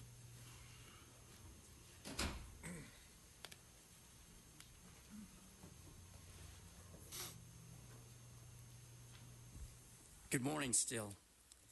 And the point and cause of all this conversations for victims of violence, I personally can relate. You can observe this based on October 7th, 2014 at City Hall, where Paul Koretz violently took action towards me with battery. A public official using his use of position to intimidate, insult me, and mess with my psyches, in a sense, and many of you. This result of violence is a showy way of a pompous person thinking he can just get away during 1 minute of general public comment to use physical force on a public speaker in a general comment for 1 measly minute. But the incidents that continue to occur throughout the city of Los Angeles, as you heard, the minimum sum of monies to educate and ramify the situation today. I grew up in neighborhoods where I, on a daily basis, had the experience of seeing friends on welfare, seeing people, minorities, go through these troubling situations of victims of violence, not because of their ignorance, because it was a culture then. So the culture doesn't end then.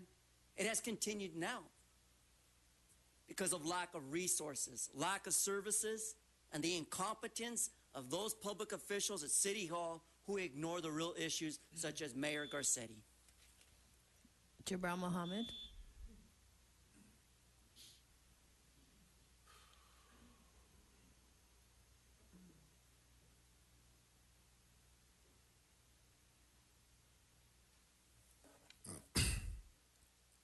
Good morning, Commissioners, Chief. Public safety is the issue here, and violence is the theme. However, we know that given all this, that the victims are profiled. So it raises my curiosity as to how the District Attorney's Office and their League of Investigatory Personnel plan to determine and come to profile as to who to be prosecuted and who is not to be prosecuted.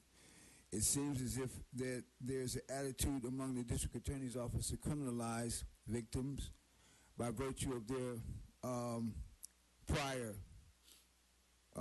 case scenarios, regardless as to what the present situation may be. If, in fact, as the District Attorney alluded to, you have a criminal background, then your case does not have priority. I'm curious as to how many of these situations here, these victims, how many of them have been pacified by this effort, because we don't have him, her, or them to attest the same.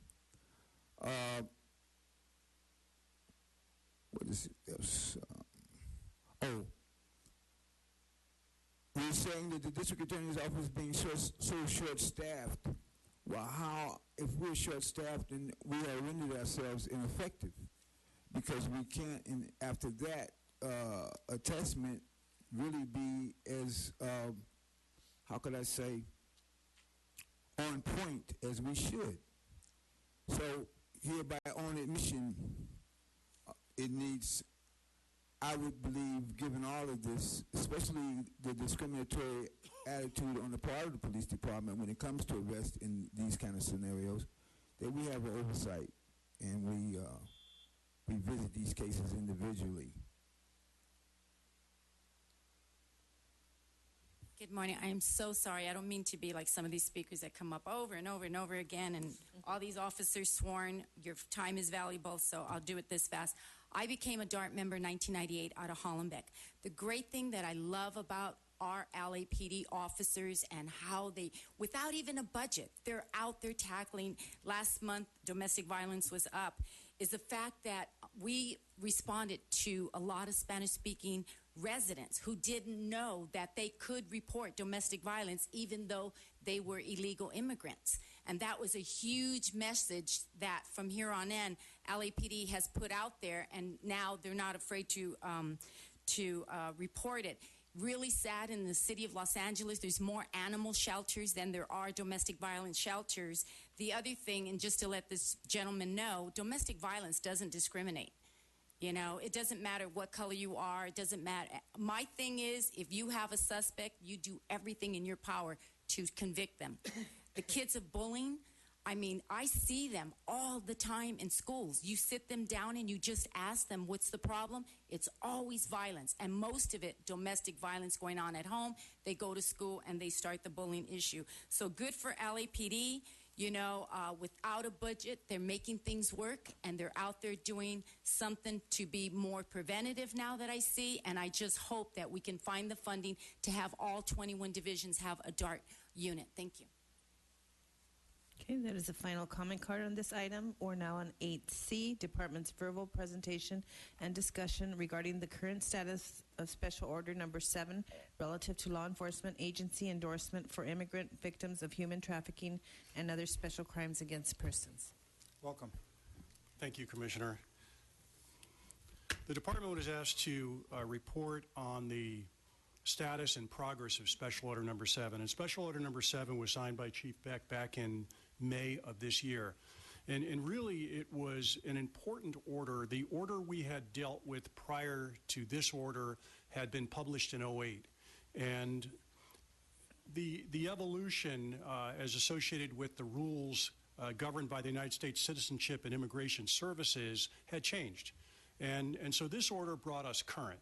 And it's really important that it did, because I think we are doing a much better job in terms of our responsibilities as a law enforcement agency. And so in terms of specifically and briefly, what this order does is, first, it identifies 2 detective supervisors at each of the 21 detective commands, and they're responsible, and they've been trained.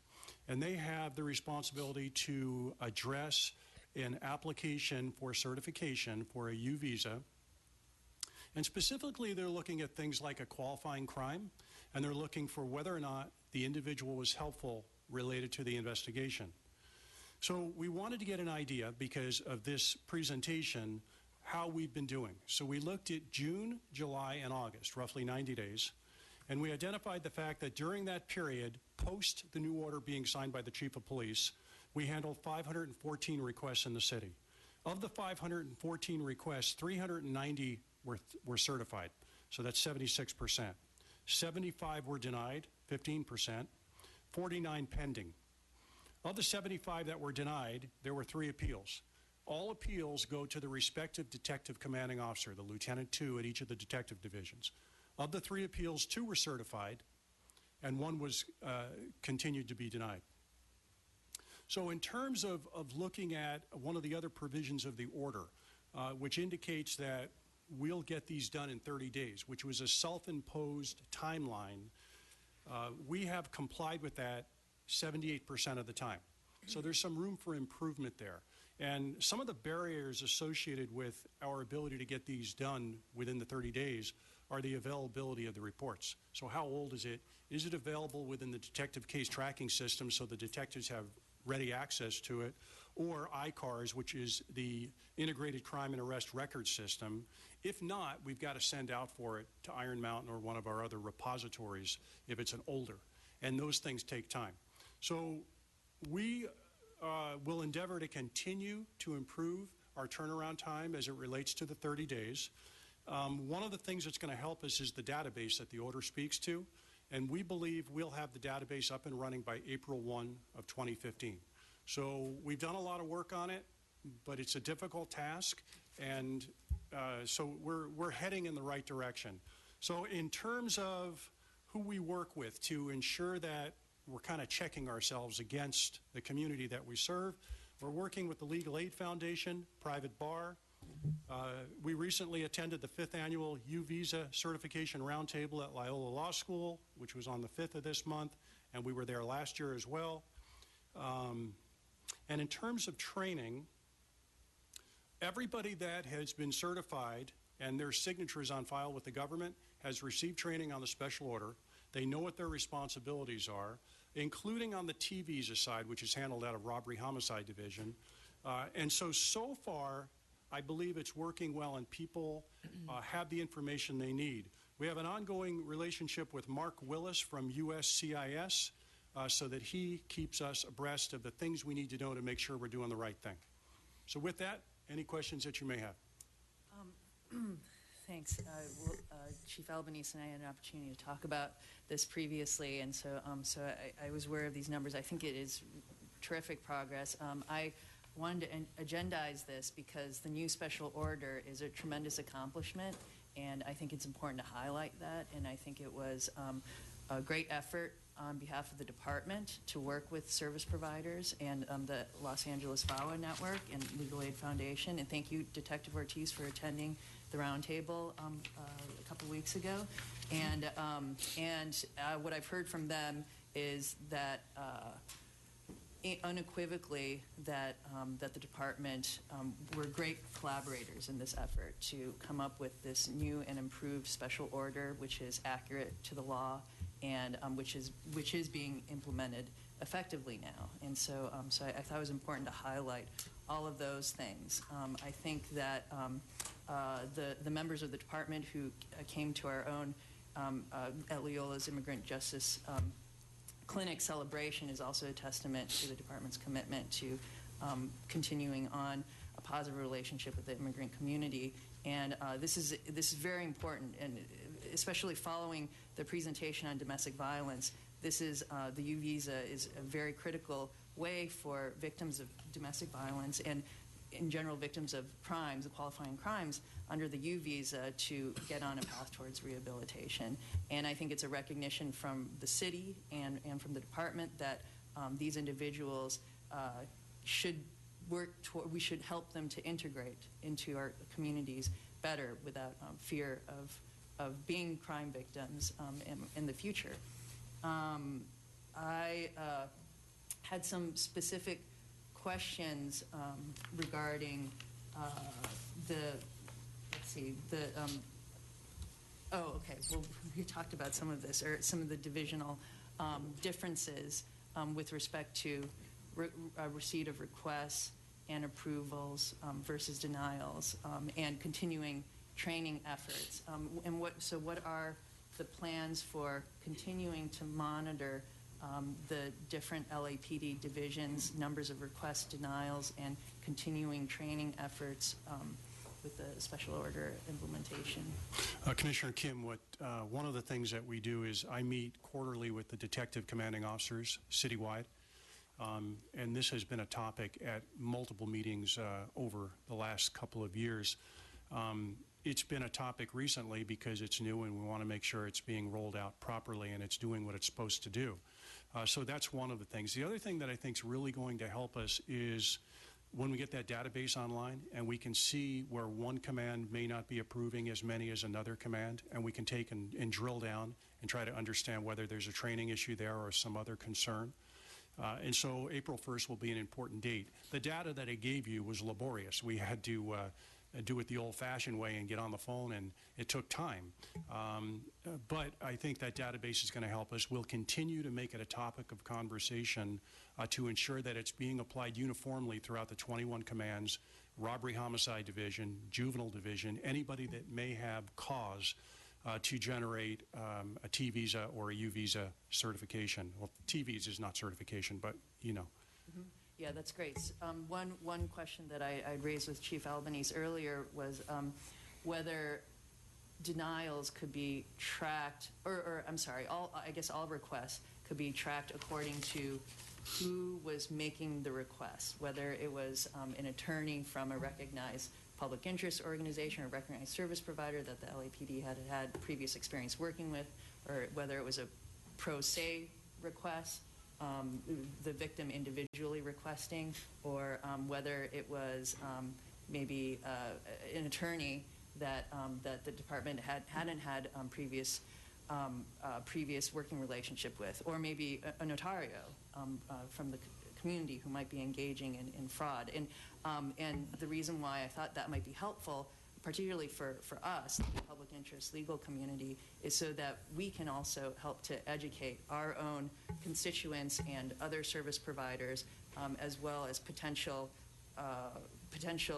recipients of the U visa and our non-citizen residents, the immigrant community, to access better counsel and provide referrals for that. We're forming that database, so we're happy to work with you, Commissioner, in terms of the type of things that you believe it should capture in addition to what we believe it should capture. So, yes, we'll work in that regard. Okay, thanks. And then the final, the final question that I had was just respect to the T visa certification, which I know there would be far greater numbers for that, but just for my fellow commissioners, that's the visa that would be specific to human trafficking victims. And for foreign national victims, LAPD has had some experience investigating those cases, but far more experience investigating U.S. citizen victims. And but I believe that there has been some movement with T visa certifications within the department as well. There has. I believe it's two, but I mean, I need to go to the bench. Is Lieutenant Long still in the room? So Bob Long's going to come up from Robbery Homicide Division and help me out with that answer. I was trying not to move up, but I'm moving up. Sorry. Basically, we've had 3 cases, labor trafficking cases that involved foreign nationals. One was a 3 Indonesian foreign nationals that were brought over, and one self-rescue, 2 that we rescued on a search warrant. For those T visas, 2 of those were completed with the FBI completing their T visa application as a law enforcement source. One of the maids is still here on continued presence, so we're going forward with the T visa process. In that, the CAS pro bono actually skipped the law enforcement sort of recommendation. They can do that on a T visa. It is the certification for that, technically not the right word, but the certification for that is the victim requests it. If they don't request it, they can still continue on with the T visa. The other one was a 9-year-old that was brought up here for labor trafficking to work in a restaurant out in the valley. That, with how she was brought in as a ward of the court, they've actually gotten her permanent green card status, sort of skipping the whole T visa situation. So in general, you're going to find T visas are going to be handled federally. If it does come across our way, we have a great relationship with CAST, and just if they do need certification, we track them correctly. There's not going to be many of them, mostly handled by the federal government. If they do come our way, we're fully prepared, and the database will be a big help on tracking the actual numbers. Thank you. Any other questions? You mentioned that the certification rate was about 76%. Correct. And then of those that were not certified, there were very few appeals. But of the 3 appeals, 2 of those were certified. My question is, would it be good to take a look at that appeal process for its difficulty, for its customer-friendly ability? Is it intimidating to people? When people hear initially that they're not certified, do they really know that there is a process for the appeal? Because it seems like the ones that, even though the numbers are so small, these are important, serious issues, and that they should know that the appeal process is not difficult and not intimidating. And Commissioner, to answer that question, I would say that anything we can do to make sure that folks understand what their options are, we definitely want to do that. I think a lot of them are represented by counsel, and counsel knows very well. And the special order includes the instructions on the appeal process. Okay. Right. So the attorneys are I looking think at it so. too? The right ones are, or the, yeah. But in the spirit of Commissioner Sobroff's, you could have somebody that comes in that doesn't have an attorney, and that may be green to this process, so to speak. And so we would have an obligation to make sure they know if it was denied, you have the right to appeal to the detective commanding officer. And so we get the spirit of what you're saying, and we'll take a look at that. Okay. Good job. Okay. We have one public comment card. Thank you. Can I just one thing before the public comment? Just want to thank Yvonne, and before Yvonne was Monica Chiano, both of whom really have spearheaded this, and both of whom really, I'm really proud of them. Good job. Yeah. Thank you. Thank you very much. Okay, we have Mr. Jabal Mohammed.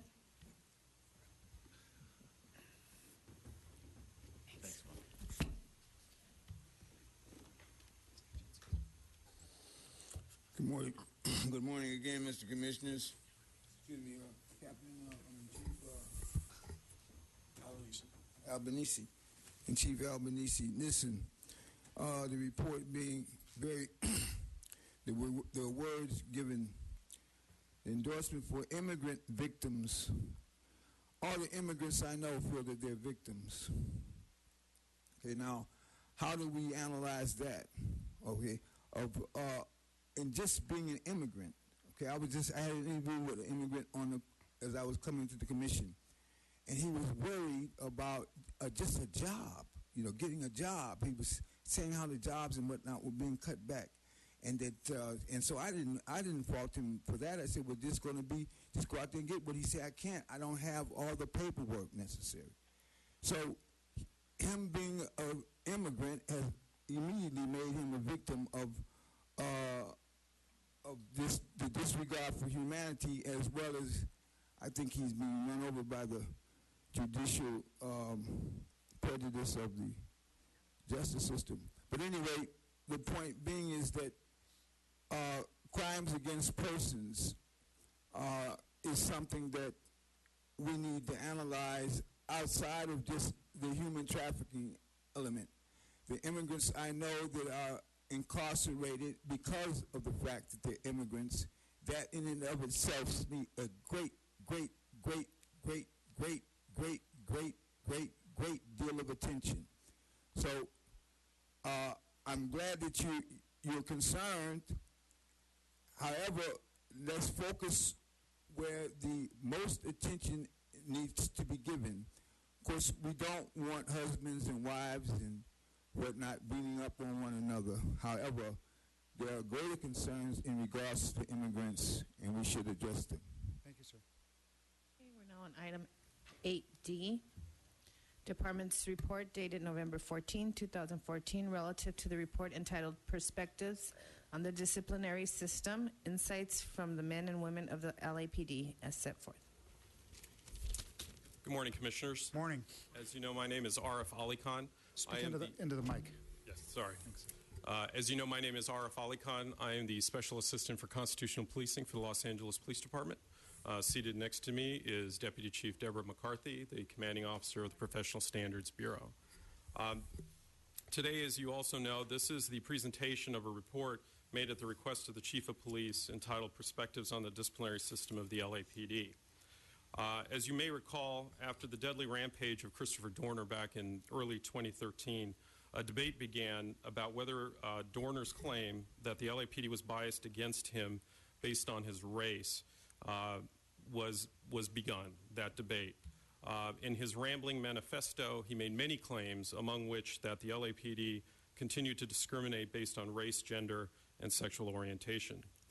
The Chief of Police publicly recognized that it was important to see if the vestiges of LAPD's past were still present today in terms of perceptions of bias and actual bias that may exist within the department, especially with respect to a disciplinary process and those who are subject to termination. He took these claims very seriously, and frankly, at a time when probably most of Southern California wanted to close the ugly chapter of Christopher Dorner's senseless and heinous crimes, but he recognized that it was important to look into these issues. And at that time, he directed the department to conduct 3 significant reviews. The first was a review of Christopher Dorner's termination proceedings, the internal affairs investigation, and all the information to determine whether, in fact, there was any bias or suggestion of bias in that process. The second was a review at the request of any former LAPD officer who had been terminated to request a review by the department of their entire termination proceeding. And to date, we have conducted 43 of those reviews for officers as far back as 1970 when they may have been when they were terminated. And then the third request was what is being presented to you today, which is a summary of a process that was to enable the employees, both civilian and sworn, of the Los Angeles Police Department to express concerns that they may have about bias, perceptions of bias with respect to gender, ethnicity, race, and other issues. Rank and other issues. The Dorner review of his termination proceedings was released last year by my predecessor, Gerald Chaliff, who was the special assistant at the time. And in it included, after an extensive review, that there wasn't any evidence of bias. In fact, the evidence was overwhelming and compelled the need to terminate him for his conduct. Those findings were also validated by the Office of Inspector General that conducted a review, and they are also consistent with what the courts at the time had found about his termination proceedings. The review of the LAPD officers who are requesting a review of their termination proceedings continue, and now is the production and release of this report. This report was a function of more than 500 civilian and sworn employees who were either invited and selected, volunteered, or represented one of the many associations within the department as part of a facilitated focus group to talk about a variety of issues with particular focus on the disciplinary system and the issues of bias, especially with respect to terminations. These were designed as free-flowing discussions using a system that's known as 10,000 volts. 10,000 volts is a software system that's used by the department mostly in collecting feedback after an operational incident or an exercise.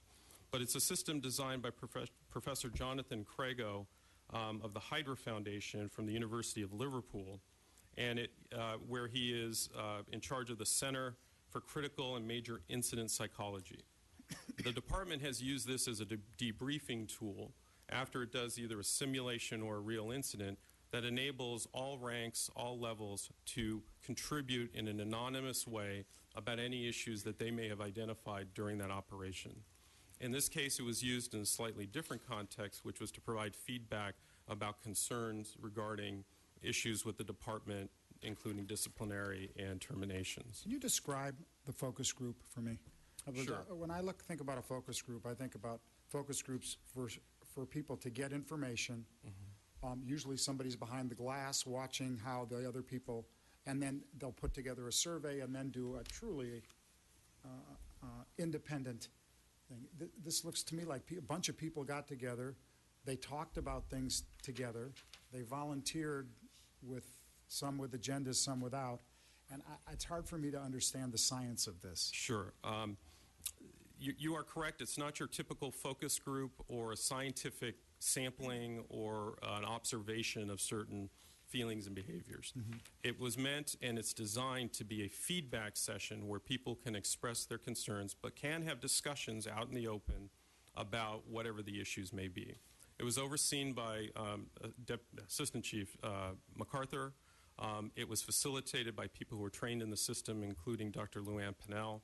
And there were questions that were asked that were open-ended. What are your concerns? But back up for a second. How do people know about it? How do people volunteer? How are people recruited? You know, was there an ad in the paper, in the Thin Blue Line? Was it word of mouth? How did you pick the people that were picked? Sir, so some were randomly selected and received training orders to appear, and there was a randomizer that was used for that. Some did volunteer, and I'd have to ask Chief MacArthur exactly how they were able to do that. And then invitations were given to organizations such as the Police Protective League, the Command Officers Association, and the various other associations. And Chief MacArthur can address And their on focus groups were as individual groups. Excuse me, I didn't In other hear words, that there were last question. nine different focus groups, but some of them were different groups, or were the people randomly? So we'll start with the random piece of it. We did a randomizer using the department's randomizer and we put all ranks into the group from the rank of lieutenant on down, both sworn and civilian. And then the randomizer chose this large group of people. Because it was such a large group of people, we then broke it down into several different sessions. So an individual would only go to one session. The sessions were designed to be approximately 2 hours long. Most of them lasted 2 hours. Sometimes there was a little bit of overage. And so there was generally no more than 70 people in one session.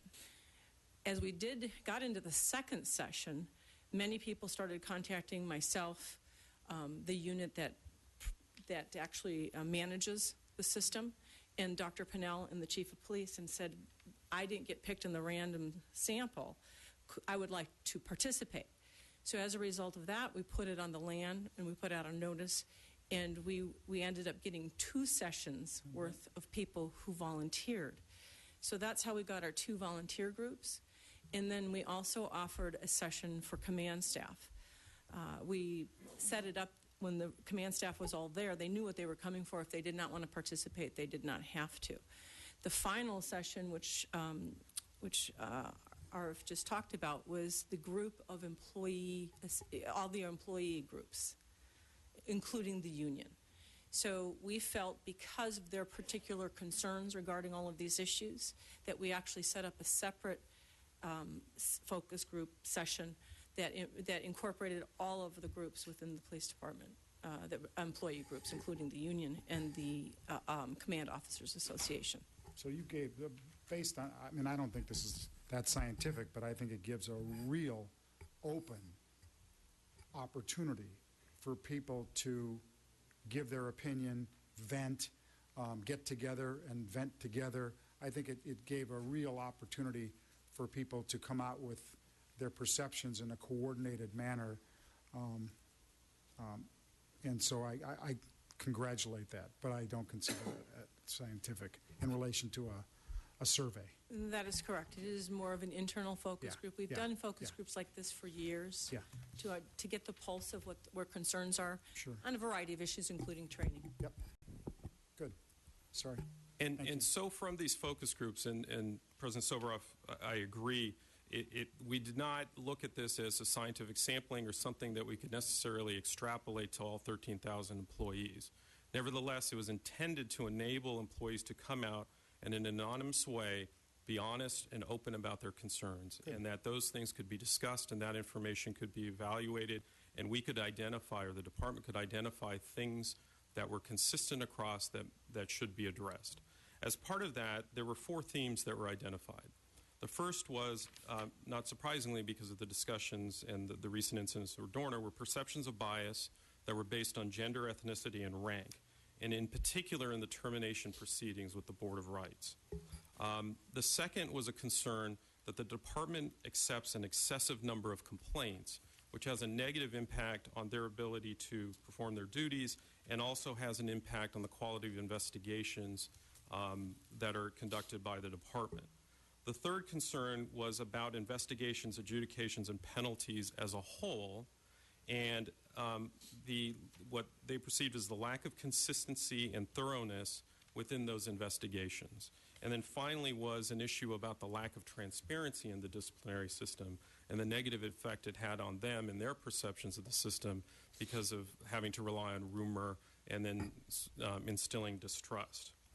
What we did when we looked and collected all this information was try to determine what could we actually look at empirically, what data could we look at to see if in fact these perceptions existed.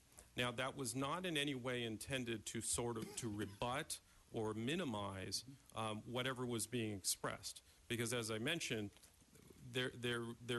we didn't necessarily see this as a representative sample that we could extrapolate to everybody in the first place, but the chief believed that these were significant concerns that needed to be looked at. So what we were able to do was, with respect to the Board of Rights and termination decisions, which of course is the ultimate penalty in the department, we analyzed Board of Rights cases based on gender, ethnicity, and rank to see if the compositions of those who were directed to a Board of Rights, who were found guilty at a Board of Rights, and who were terminated as a result of a Board of Rights was somehow out of proportion with the composition of the gender, ethnicity, and rank composition of the department. And from that, tried to determine, is there evidence of bias that could be suggested by the composition being inconsistent. We also did look at the number of complaints and tried to determine what percentage of the workforce at any one time would have a pending complaint against them to give us an idea of the scope, and that's in there. And we also did discuss the issues of the lack of transparency and the perceptions of unfairness of the system as a whole. Now, we were not able to empirically analyze that because of the complexities of that, and I can explain that at some point today. But that would have been very important. That would have been incredibly challenging to do for a variety of reasons. But as I mentioned before, we took all of these perceptions and all of the comments seriously and assumed that they are true. Yep. And then developed the recommendations that are included in this report that will address all of the perceptions, not just those based on Board of Rights and terminations. Now, I think some of the important findings, if I could just highlight, based on the analysis, was first about the number of complaints. When you look at the 15,000 complaints that were looked at between fiscal years 2009 through fiscal years 2013-14, at any one time, there is roughly 28% of the department that has one complaint either had been pending or has been adjudicated against them, which is obviously a large percentage of the workforce, which would be consistent with the concerns that were expressed during the focus group sessions. Now, there are important reasons why this may be the case, especially because of the history, past issues with the department about not taking public complaints seriously, not thoroughly investigating them, and those sorts of issues. But this was simply a way to analyze whether, in fact, there is a basis for that pervasive feeling. The second was on the issues of bias, ethnicity, gender, and rank. And interestingly in that, one of the issues that came up, which is mentioned in the report, is the perception that some officers had about the actual composition of the LA Police Department and the belief that the majority of sworn employees are white officers. And as you probably know, and as you can see, the composition of the department has changed dramatically over the last several years, where there is no majority ethnicity. There is a plurality of about 43% who are Hispanic. And then if you add that with the 12% African Americans and then the 6 or 7% of Asians, then you're looking at upwards to 60% of the department is non-white. In some terms, it's a majority-minority department.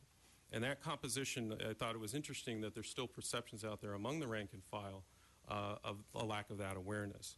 And that is the composition that we used to determine whether there was some proportionality problems between those who were directed to a Board of Rights. And then these ratios, as you see in the report, in particular, if you look at those cases in which the Chief of Police directed somebody to a Board of Rights for termination, because as you know, the Chief of Police does not have the final determination on whether somebody should be terminated from the Los Angeles Police Department. If he, and someday she, wants to terminate someone, he must send that person to a Board of Rights where 3 people, 2 sworn command officers and a civilian, have to listen to the evidence and make a determination whether termination is appropriate. And if they don't, and they come up either with an acquittal on the charges, or if they recommend a penalty less than termination, the Chief of Police cannot terminate them. But the first decision that's made is the directing to a Board of Rights.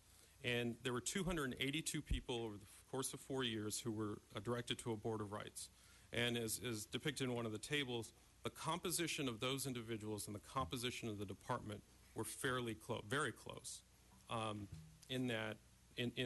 you do that comparison. And those ratios stayed relatively consistent when you looked at findings of guilt and rates of termination, whether it was gender, ethnicity, or rank, and specifically rank. Now, despite all of this empirical analysis that we did, as I mentioned before, these concerns are taken very seriously, and it did not change our approach to look at how we can deal with the perceptions of bias that may continue to exist. And the overall concerns regarding the system itself, especially with respect to investigating, adjudicating, and imposing the range of penalties if conduct is found to be sustained. In addition, we also looked at what can we do with the issue of the lack of transparency, especially given that the system is prohibited from being transparent because of confidentiality laws. And then also looking at whatever we can do within the system that's within the power of the Chief of Police to recommend changes, many of which came from the focus groups on things to do. And we believe that there's some very important and meaningful recommendations that will help promote the objectives of any fair and consistent disciplinary system. There are tools and changes to promote fairness and consistency by updating various guides and manuals that have not been updated to help guide investigations and help with the many supervisors, the many commanding officers that are responsible for adjudicating complaints. Creating and reissuing a penalty guide to provide not only awareness to officers of what potential penalties are for a variety of allegations, but also to promote consistency among those who are adjudicating those allegations. Policies and guidelines for conditional official reprimands that will come before the Commission, outlining clear roles, responsibilities, and expectations of command officers when they serve on the Board of Rights, and then a tiered prioritization system investigations, which I believe is on the agenda for you to review and approve today. And then even on the transparency issues, trying to determine ways that we can push out more information to the sworn employees and civilian employees about cases and their disposition, but properly redacting information on confidentiality. We currently have dispositions of what used to be called the rap sheet, which used to be read in roll calls about the rank of somebody, what the offense was and how many days, or what the penalties were, and looking at ways to go back to a wider dissemination of that. Maintaining this data that we've compiled on an updated basis about ethnicity, rank, and gender, and making sure that's available so we have constant vigilance about those issues, and looking at other ways that we can help with these perceptions of bias. This is an ongoing process. This report was never intended to be the only and comprehensive solution to a problem of perception that exists not only in the LAPD but exists throughout the country. Research is very clear that disciplinary systems, especially in law enforcement, are often viewed as unfair and biased. And the Los Angeles Police is no different over the course of many, many years. In fact, I think it's fair to say that when William Parker, then a lieutenant and a director of the Board of Police and Fire Protective League, who was able to successfully get the charter amendment through that created the current system with the Board of Rights, that since that time, this debate has been raging forever. I think what the difference is here is that the department itself has engaged in and is willing to put forth important recommendations that came from the men and women of the LAPD to try to make improvements to the system, and will continue to do so because the integrity of the system is very important. And with that, I'm happy to take any questions. One quick one. How did you generate the recommendations? Where did they come from? Did they come out of the focus group discussions, or what kind of analysis took place to generate them? Many of the recommendations did come out of the focus group sessions, and for those that did not, the ideas came from consistent themes. So, for example, there were specific recommendations of having a penalty guide. But also, as we looked at it, we also recognized many people were saying there were inconsistent penalties. And not just in the focus groups, that's been an ongoing debate. So that idea was a culmination of a lot of feedback. but many, or if not most, of the recommendations were discussed during the feedback sessions, and were taken as soon as we started discussing them, and are in a position now where most of them are near completion. That's important. So in terms of improving the process and transparency in the process, and that kind of participation in what the recommendations are, because overall, and I'm sure that all of us agree that there's a disconnect between the perception and the data that was accumulated, and that's probably what needs to be paid attention to in going forward. Certainly, and if I could just comment, one of the ways to deal with the perception is to provide the data. But I think one of the most important way to deal with that is to actually recognize that there are things that need to be improved, and to move forward and implement those recommendations, and then try to measure and see if they're having the intended effect while maintaining fairness and all the other features that are important. My process was I read the report. I discussed it with a lot of people, including RF, over a period of a couple hours. And I broke it down into my personal look at this, into 4 categories. One was the methodology and the perceptions. And the methodology we talked about, the fact that the perceptions don't match with some of the facts can be from the methodology, but I think leave all that aside. Let's assume that every perception was supported by facts, and I think that that's a really healthy way to go at this, because people feel the way they feel for whatever reason.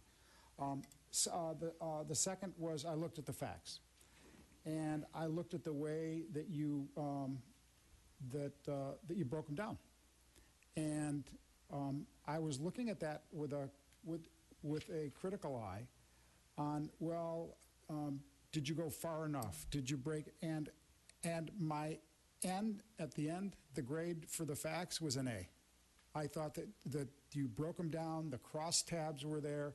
The information was there, and I thought that was very well done. Thank you. Okay. Third, the recommendations. Very important. Like Kathleen mentioned, you've got 6 objectives, and you've got 18 recommendations in those 6 objectives. And I look at those and saying, now, are there any of these objectives that I would think, are there any objectives missing? Should there be any additional objectives? Or are there too many? Is it overwhelming? And then going into each recommendation, should there be more? Or should there be less? Etc. And I spent a lot of time on this. And, maybe I didn't read much about what that other guy said, but I read a lot about this. And I read a lot of law enforcement, military analysis. I read a lot of Harvard Business, a lot of Stanford reports on this. And I'll tell you, I couldn't delete one objective. I may add one. On your recommendations, I couldn't delete, and I couldn't even come up with one more recommendation. I think you did this very, very thoroughly. So what? Because none of this matters unless they're implemented. And this is all about the future, not about the past. This is about changing these perceptions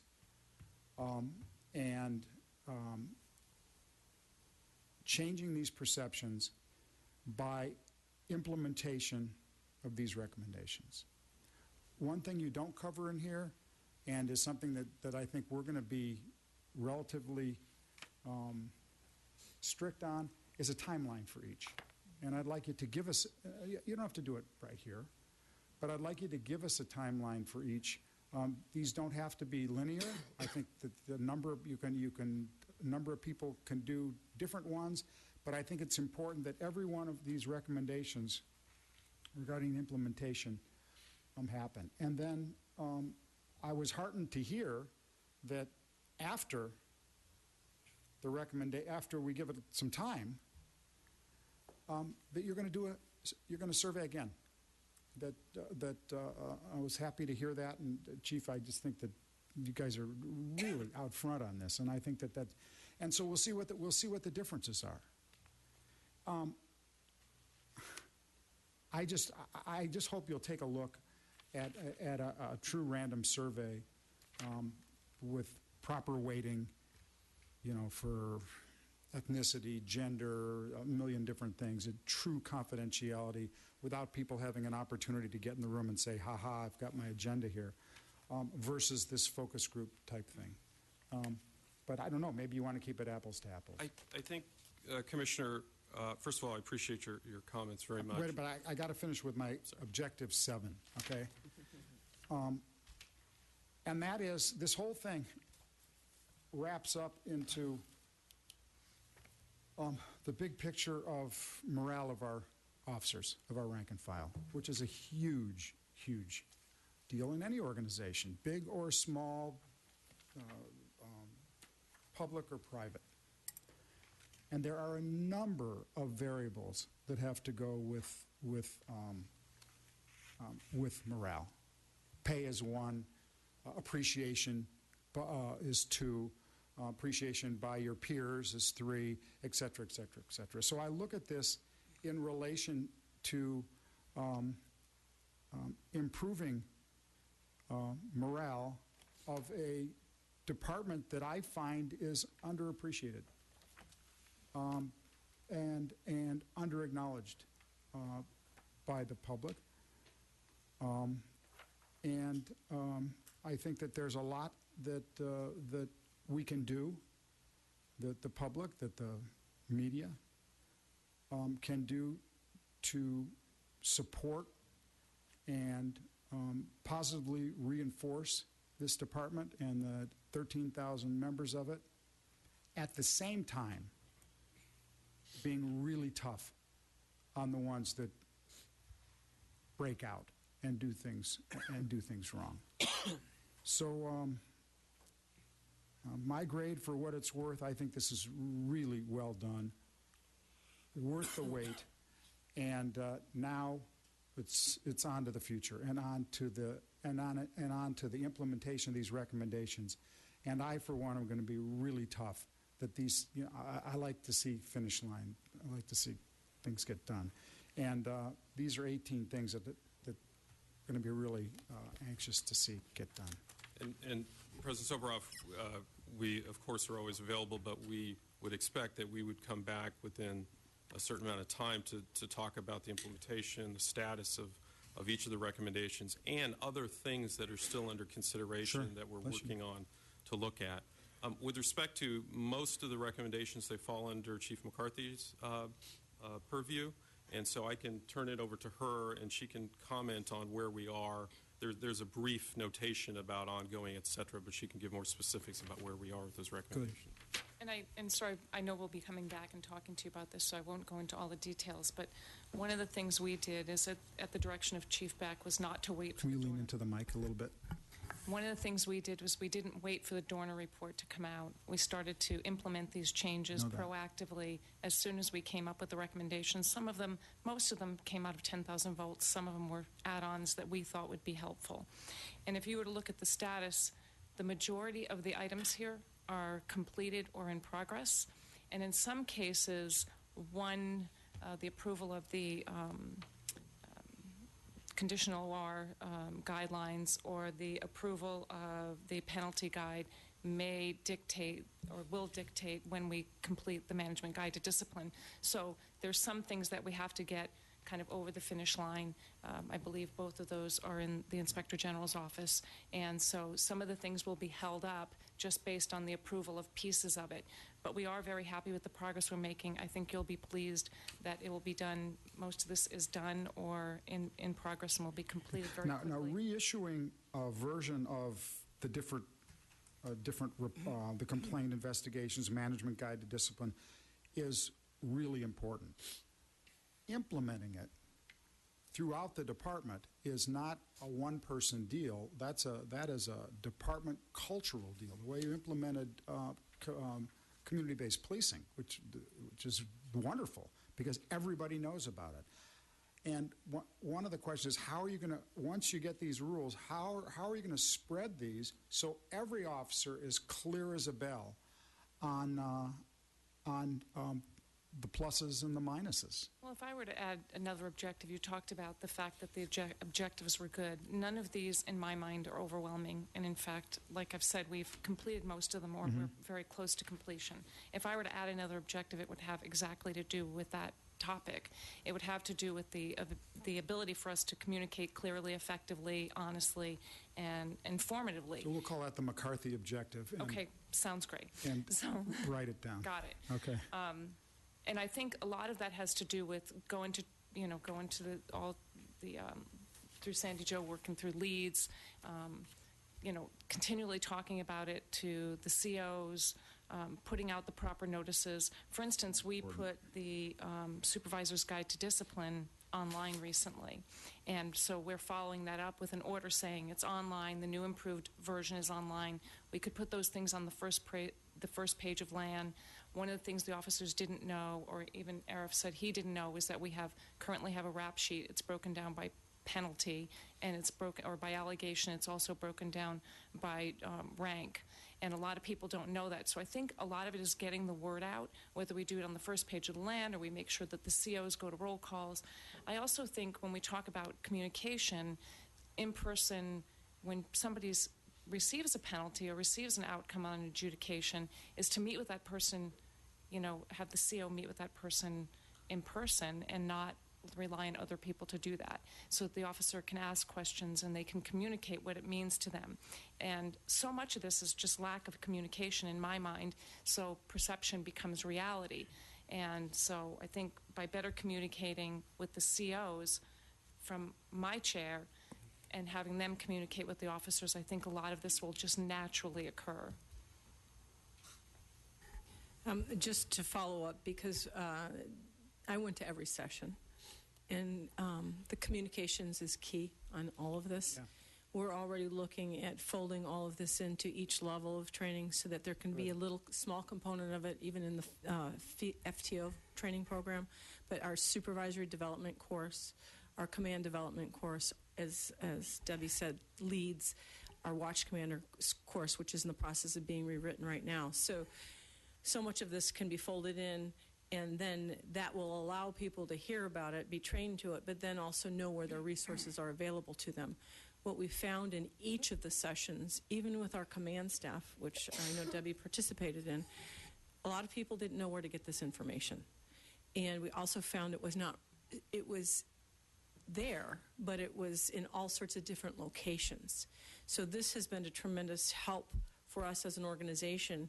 And when we first started looking at the outcomes of this, we call them focus groups because we are doing surveys, just so you know. Also, we've been working on a longitudinal study for over 6 years now that has some of the empirical data, which we can share with you as that comes out. But what we found is what many of us thought everybody knew and understood. The majority of the officers and even our supervisors did not. So that was huge for us. And so really identifying how we can do a better job communicating and educating. It's two pieces. It's not just one or the other. And, so and you're that's what we're accepting responsibility for the misperceptions, basically. I have to. I'm sorry. There's no such thing as a misperception. No, from the perceptions versus the reality. Yeah.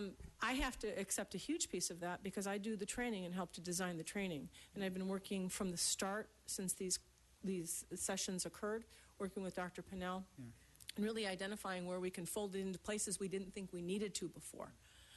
There's probably a small component of it that we need to even get in the recruit basic course. We don't even think about it, other than the aspect of it's your duty to report misconduct. But we don't give them any additional information. So we are really looking from top to bottom where we can do a better job. So yes, I accept a lot of the responsibility for the inability for people to know this. I'm not singling you out. I think you're handling it very well, but the whole department is. And if I could just mention one quick thing on that about the lack of transparency, which was evident from the feedback. There is the issue of lack of transparency of knowing what the penalty was for a particular case, which we are restricted, but there was also the transparency of how the system works or should work, and that's where we're not restricted. And I think these efforts will help in that respect significantly. Any other questions, comments? I have a couple comments, and I do have a few specific questions. I just want to start by thanking you. I think a tremendous amount of effort went into this, clearly. Thank you, Chief, and everyone before us. And a lot of thought went into this, and I think it's a good roadmap for moving forward. And as President Soboroff said, the implementation, of course, is going to be key. As people have pointed out, it does not answer all the questions, but it's a good start. And the issues are complex, so it's not surprising that this report wouldn't answer all the questions. I do have some specific questions, and when, on the assumption we're going to approve this, I will request that we get a report back from you in 60 days on the status of the implementation of each of the recommendations. I don't expect in 60 days things to be done, but clearly you already made some progress, and I would hope that in the 60 days we would see additional progress. One aside, Mr. Alican, I appreciate the role that the Dorner case played in this, but I disagree that this debate, that's when this debate began. I think, and you yourself later said the debate really started back with Chief Parker. And so I think it's important, although we keep in mind the issues that were raised in the Dorner situation, that we not let that overshadow what's happening, which is, it really is, it's a significant set of issues that predated that, having to do with questions about clarity, transparency, consistency, and concerns about special treatment. You know, if I can just answer that, because it's not fair for RF to answer that question. Even when we're hunting for Dorner, even when he had not yet met his demise, I said that this analysis of the department's feelings about the discipline system had nothing to do with him. You know, unfortunately, his name gets connected with it because I commissioned these three studies at the same time, because what was going on within the police department and within all of Southern California had brought this issue to the forefront. But it has nothing to do with Christopher Dorner. This has everything to do with the men and women of this police department and how they feel about the discipline system. And, you know, perception and reality may be separated here, but that makes no difference to me. You know, the perception of the men and women of this police department about their discipline system is reality. And, you know, whatever we need to do to address that, we will do. Now, as Mr. Alican pointed out, discipline systems are never going to be the most popular aspect of an organization. They are just not. But I'm not looking to make it popular. I'm looking for people to think of it as a fair system. And even though there may be times when they think that somebody wasn't treated fairly, I want them to appreciate the fairness of the system and see the checks and balances. So, you know, this is a good start, but it is certainly not the end. And, you know, before I give it back to RF, the President asked about the second act, so to speak, what we will do, you know, what kind of system will we use in the second application of this program. And we are not wed to this process. I thought that the 10,000 volts was really important to use at that particular time because it gave everybody that wanted to have an opportunity to speak out on this, that opportunity, because there was, you know, if you remember, the organization was going through considerable pain. I commend you for that. At that time. I agree. And so we wanted everybody that wanted access to this to have access. And because of that, it's not really a scientific sampling because anybody that wanted to could participate. So the next one will be a little bit different, because we won't be going through that time of crisis. You know, the employees won't, you know, I won't need to address that the feelings of being out of control of their own environment, which cops hate, and that was certainly a time when we felt that way. So, you know, there were some specific reasons that we did it the way we did it, and in the next iteration, we'll do it a little different because we won't be in the same situation. But, you know, if I could peel that name off this report, I'm more than willing to do that because it's got nothing to do with him. Well, thank you. Thank you, Chief. I appreciate that clarification, and I agree completely. So I think we're on the same page. I do have just a few specific questions. I want to make sure I understand the connection between the report and then the recommendations. And I appreciate your presentation because that has helped clear up some of that for me. One of the issues is that you highlight is this perception that there are too many complaints opened. And you, I think, do a good job of explaining why we're in the position we're in. That is, the concerns previously about the department's not opening complaints when it should. And I guess I'd like to understand in the recommendations where you think you're going to be able to make progress on that. Where I wasn't quite sure which of the recommendations would be dealing with that. And if you could help me understand that, I would appreciate that. Certainly. Well, in the context of that section of the report, I believe it says that we need to look at further study of why some complaints are, you know, the ones that are unfounded, et cetera, because that may reveal some information that could help us determine how do we address that issue. So that's the first part. That's not, I don't believe, explicitly in the recommendation, but that's something. So that, if I'm reading, that's 6D, I think, determine the feasibility of conducting an aggregate analysis of complaints and allegations that are not sustained to determine whether modifications to complaint intake procedures or other system improvements are needed. Status pending. Yeah, exactly. Don't forget to look hard at the results with on-body cameras and how they reduce officer-related complaints. Because in the cities from London to Rialto that they've been tested, the numbers are down sometimes up to 60%. So when you want to talk about how there are things that can make a large difference between a member for public complaints alleging any sort of misconduct, from swearing to being rude or whatever it is, everything is taken seriously. These on-body cameras have been remarkable so far in their results in that one issue.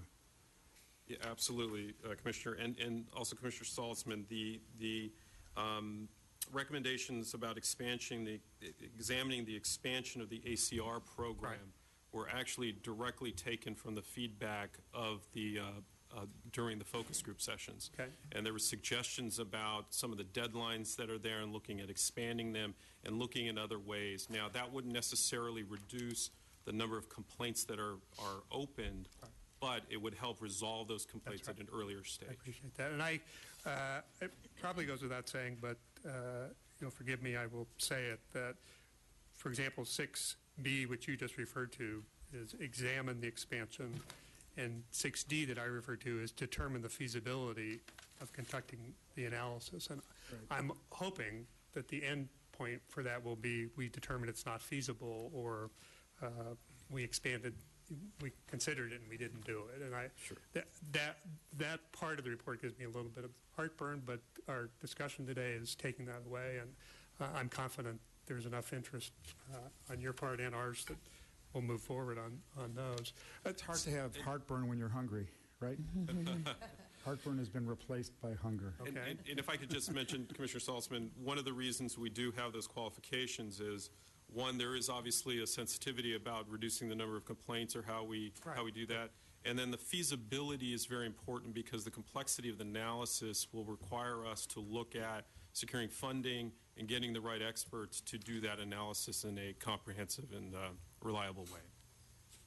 The only thing I would add is that the three-tiered system, which you're going to examine in a little bit, also addresses the core issue of this. Is every complaint has equal importance, then every complaint has equal importance, and the big ones aren't treated as seriously as they need to be. And I know we're going to discuss that in a little bit, so I won't belabor it. And something else to note may be that we've increased our 5-month compliance. I mean, and it doesn't reduce the number of complaints, but it certainly brings closure to the officer and to the community in a more timely manner. We've increased it 45% this year. Thank you. I think that's a very important point. I appreciate that. It is. And the other thing we do is every 5 months we send a letter to a community member telling them the status of their complaint. We now notify the officer at 5 months the status of their complaint by email.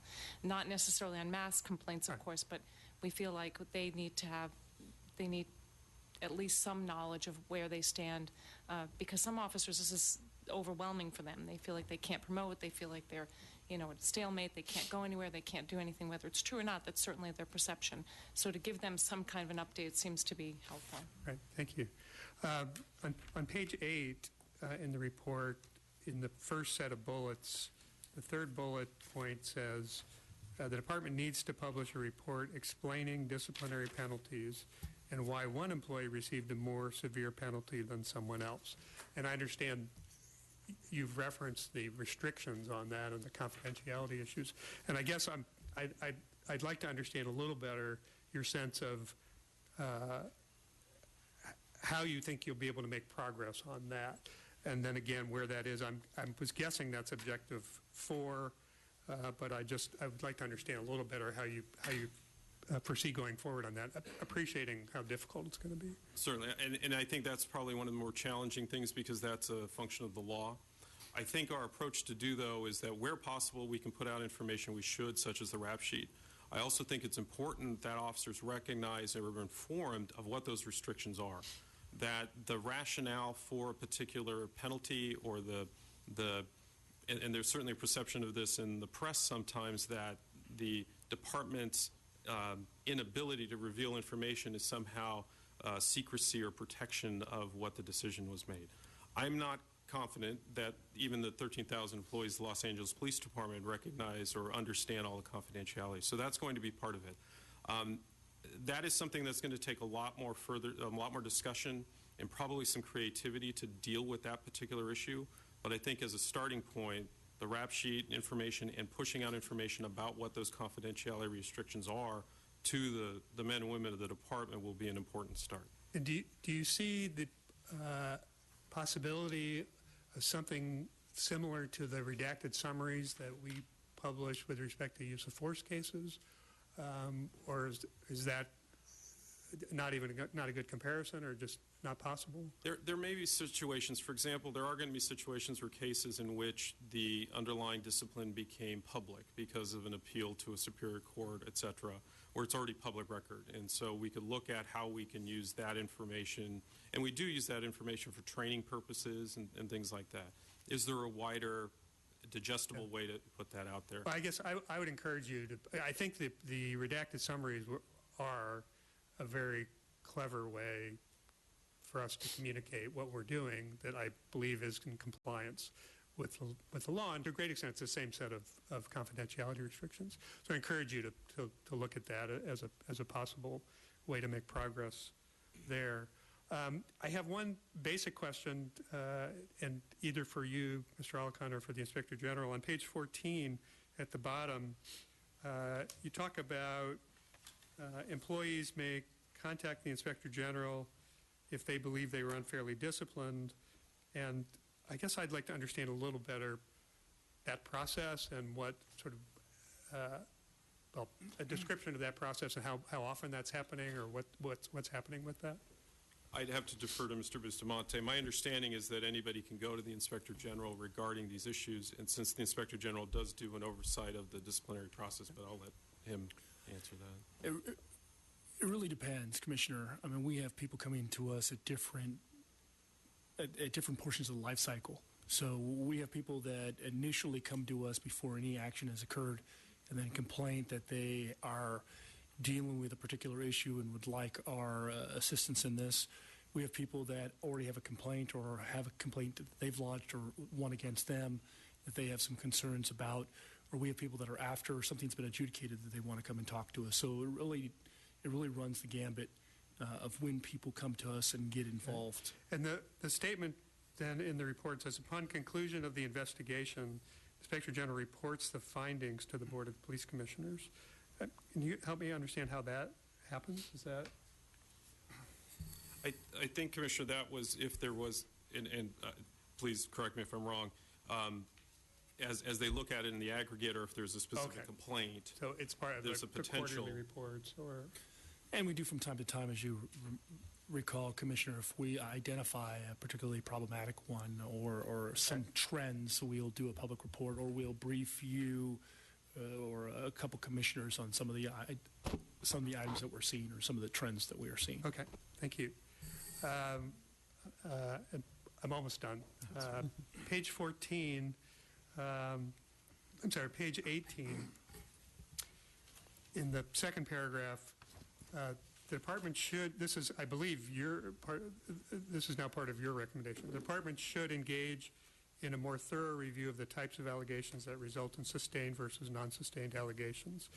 And that's what, is that where we, that's referring to where we started, that is the objective 5, that where you are hoping, I'm sorry, 6D, where you're hoping to find out more, or is that something separate, or? No, that's referring, I believe, to the same thing if this is in the context of the number of complaints that are filed. Okay. Because the concern especially was not just that there was an excessive number of complaints, but the number of them that are actually unfounded. So determining what those cases are that are unfounded and why may give us some suggestions on how to improve the system.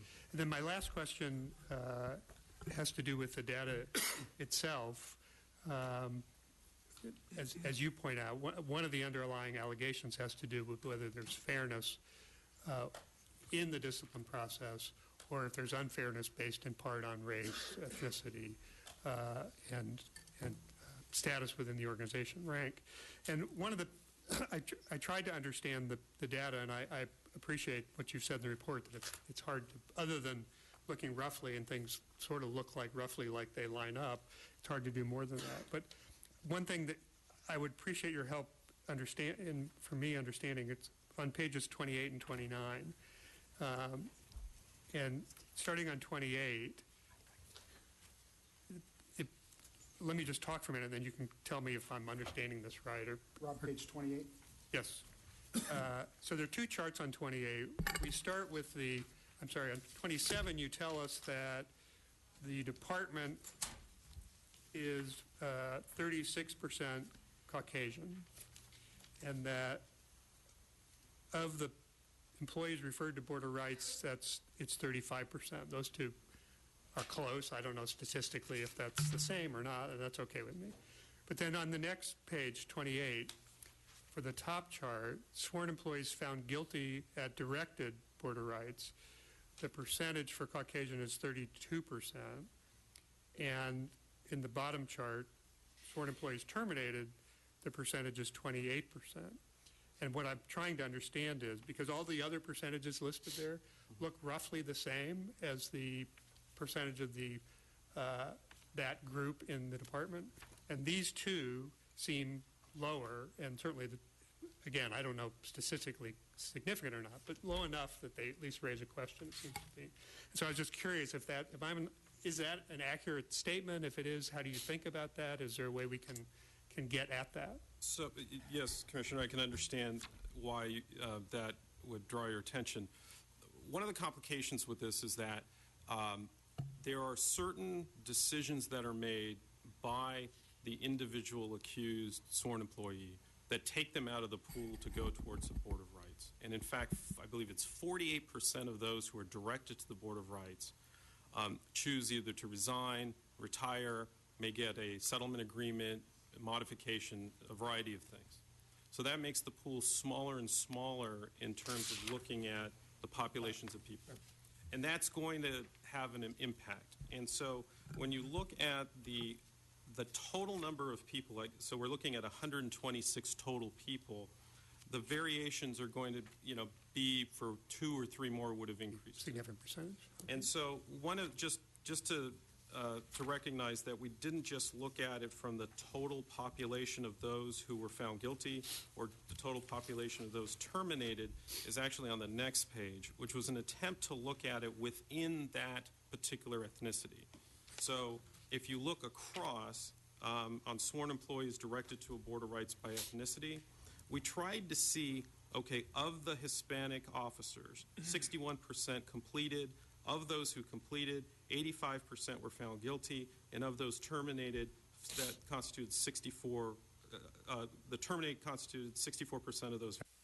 And found guilty. 82%. 55% is the comparison. And with the exception of the terminated number, which could have fluctuated for a variety of reasons, the found guilty is very similar to the other ethnicities. Thank you. So we looked at it in many different ways. I appreciate that. I understand that better now.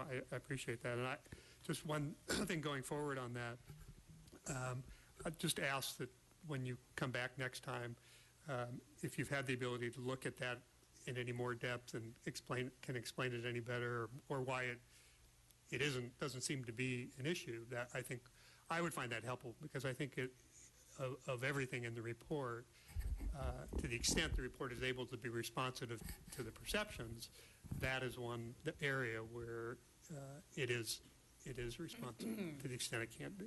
Yes, we're happy to do that, and Thank you. that would include looking at, and it may be people who retired or resigned in that distribution, because we did not do that analysis. Thank you. And just as a comment, that since the people that can retire as an option to a Board of Rights skews this number, then it is skewed towards what the department looked like 20 years ago, 30 years ago. Right, and I think maybe you did explain that and I missed it, but I would encourage you to, in the next report when we're talking about this data, that you explain that again, because it's complex enough that it's not obvious, at least not to me. Sure. Mr. President, I'm ready to make a motion, but I don't. Mr. Madison, comment? I'm very satisfied with this. I actually was anticipating not being, but I'm very satisfied with it. And I thank you all. Thank you, Chief. Thank you. Okay, we do have two comment cards. We have Jabbar Mohammed, followed by David Nunez.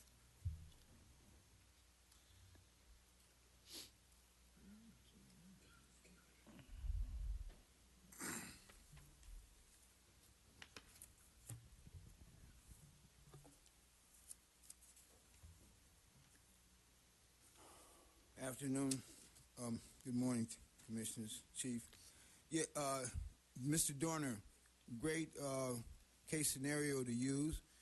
It let me know that you were in pursuit of a serious grievance.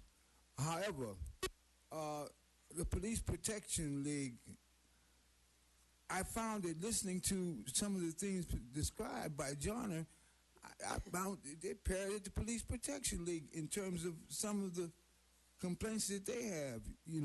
So my mind responded to say, well, there's a possibilities of more donors just by virtue of the fact that the complaints on the part of the employees are being ignored.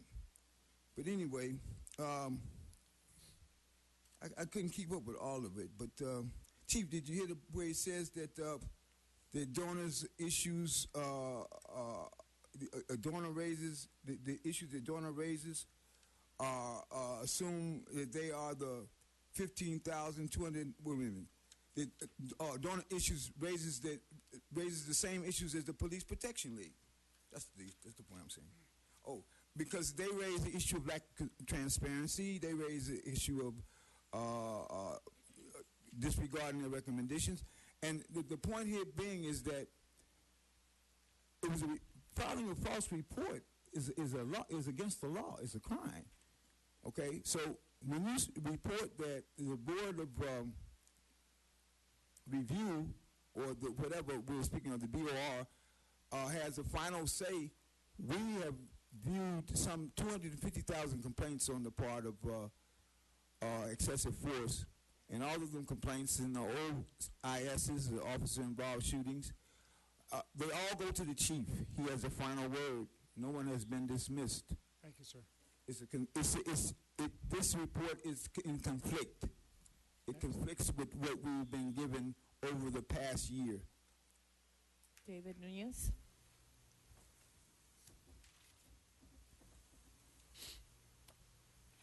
Welcome, sir. How you doing, sir? First of all, does a public comment here really have a difference here? Does it sway opinion of the Board of Police Commissioners? I wonder. I look at this report. Sandy Joe, you were my training officer 31 years ago. You instructed me how to be a police officer, to value the values of this department.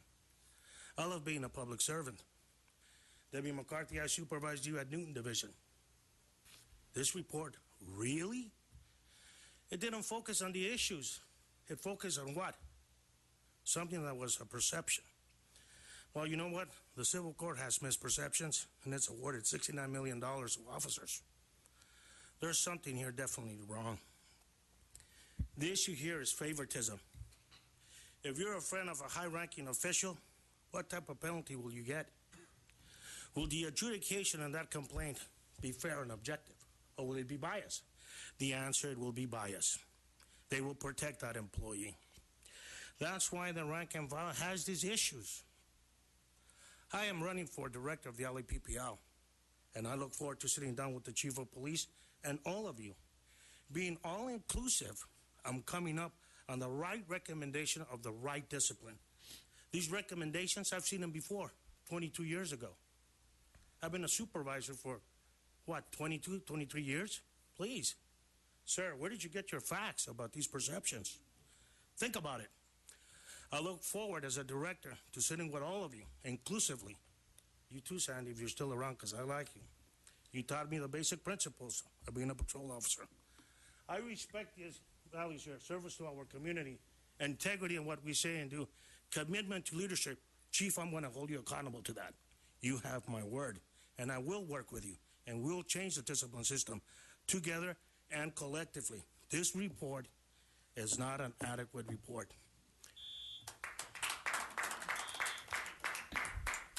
I move we approve the report and instruct the chief to report back to us in 60 days on progress on implementation of the recommendations in the report. Second. All in Thank you. favor? Aye. Aye. Okay. Okay, we're now on item 8I, Department's Report, dated November 12, 2014, relative to the case prioritization, enhancement to the personnel complaint investigation and adjudication process. Thank you. Happy to be here. I'm sure you've all had an opportunity to review the report, but I'll just give you a little bit of background. Okay, speak into the mic. Protocols and investigative priority have uniformly been applied to complaints based on a couple of things. One is 5-month consent decree compliance, and the other is 1-year statute. Rather than risk management concerns, community concerns, seriousness of allegations, the needs for timely investigation, and prior patterns. As a result, relatively uncomplicated complaints have become complicated by audit standards. Utilizing scarce resources, we currently have 71 investigators and 61 vacancies. It's a pretty large vacancy rate. Discipline also often takes over a year, not providing closure to the officer or to the community in a timely manner, and told cases are often shelved so that priority for 5-month and statute can be achieved. The proposal here before you is a case categorization for Category 1, Category 2, and Category 3 cases, Category 1 being the highest priority, highest investigative attention, and Category 3 being the least. And let me make clear that we will continue to investigate all complaints. This certainly doesn't mean that we won't. We've worked very closely with the Inspector General in preparation for this potential potential approval of this, and I'll turn it over to the Inspector General now. Thank you, Commissioners. I just want to add a little bit to what Chief McCarthy says about this process.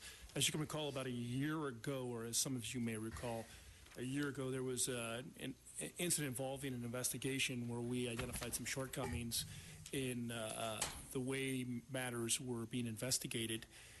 And then we immediately started reaching out with the department to try to find a way to kind of improve the department. And they had proposed a process of prioritizing their investigations and encouraged an open dialogue with my office in trying to create a system that would allow the most serious investigations to get the most efficient amount of resources in a timely manner, and then also allow the Inspector General's office the ability to plug in immediately to gauge that investigation and to determine whether there were course corrections or things that we saw that we'd want addressed early on, opposed to what we did historically, which was report a year after the fact and cannot really affect the change, and we do a report that has really little impact on that case because the case is long and gone.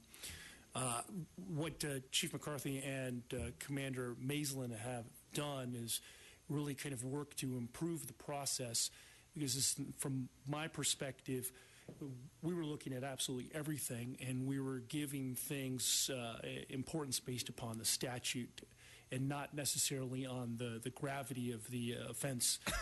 And what the priority system does is it enables the department to drop everything and look at those most serious complaints, whether they be use of force or anything else that appears to be misconduct of that level or criminal misconduct, and allows them to focus their resources in a very timely manner. But from my perspective, what actually it makes this even more compelling is the fact that we're invited to the table early on. So if you have, for example, a level 1 or the category 1 incident, we're immediately notified of that incident, and then we will start beginning routine briefing with the investigators, my investigators and theirs, to go over what they're doing to make sure that we see an investigation that kind of covers all the necessary aspects. We're essentially an extra set of eyes, and I think I really have to commend both the chief and the commander here, because the relationship that we have now with PSB, I think, is quite strong and quite robust. We're able to sit down and talk about a lot of these issues very early on and able to resolve a lot of these because the communication, the trust is there. And I think that this process, it actually greatly improves the existing process and is going to end up having an impact not only on the discipline system, not only on some of the cases where there are concerns from the community or are concerns from the rank and file. I think it's also going to allow you to have a better idea of how the discipline system actually works, and allow me to be kind of a voice to help improve the system along with the department. Thank you. I appreciate that. And certainly thank you, Chief McCarthy and Commander Maislin. This is really clearly several big steps forward, and appreciate that and recognize it wasn't easy. On the assumption we're going to approve this, I think,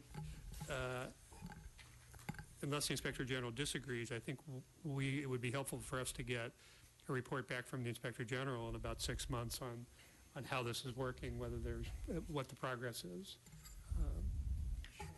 Yeah. Actually, in the report, we promised, and it requires a progress report in 6 months from the department. Right.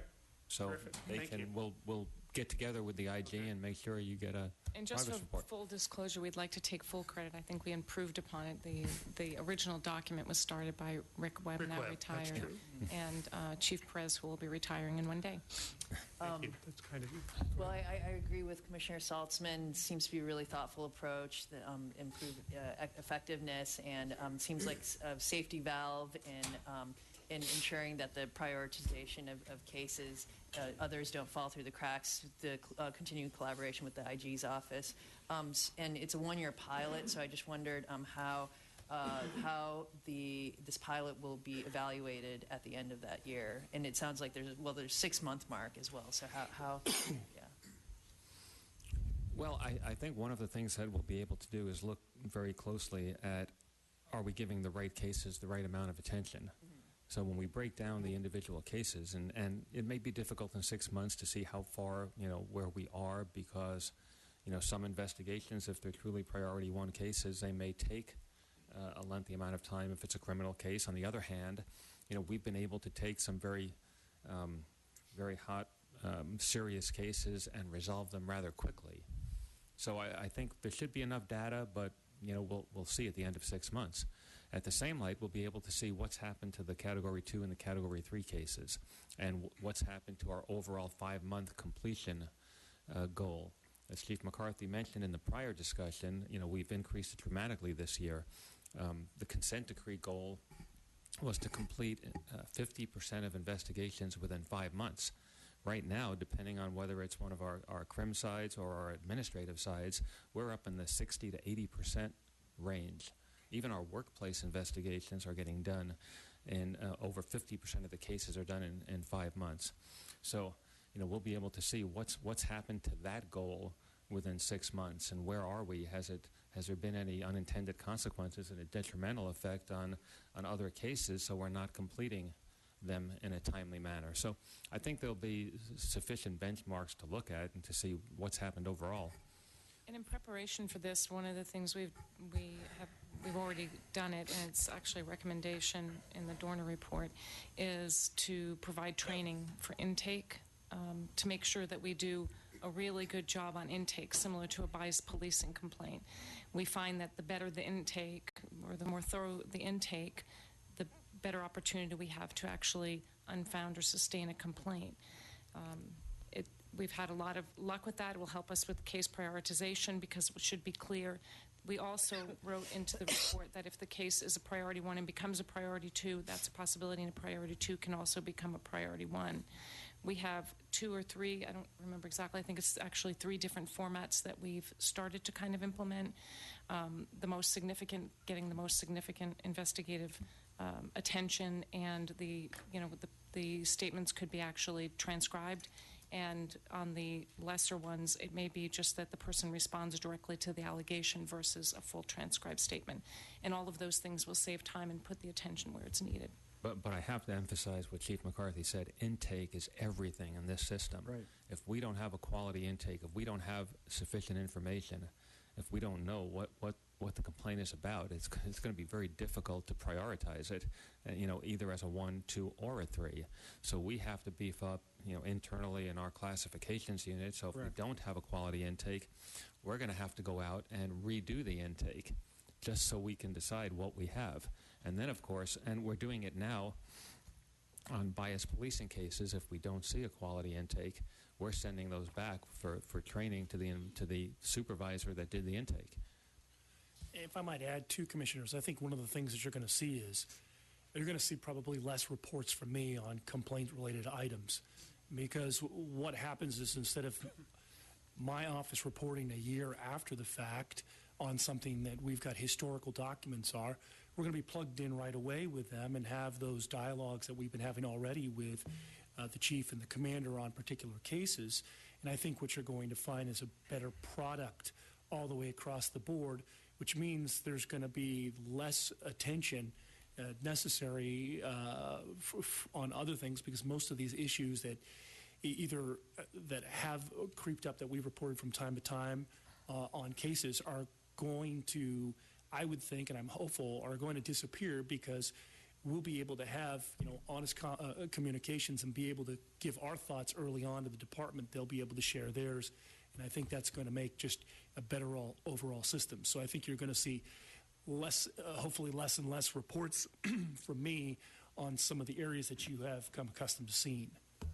I got one question for you.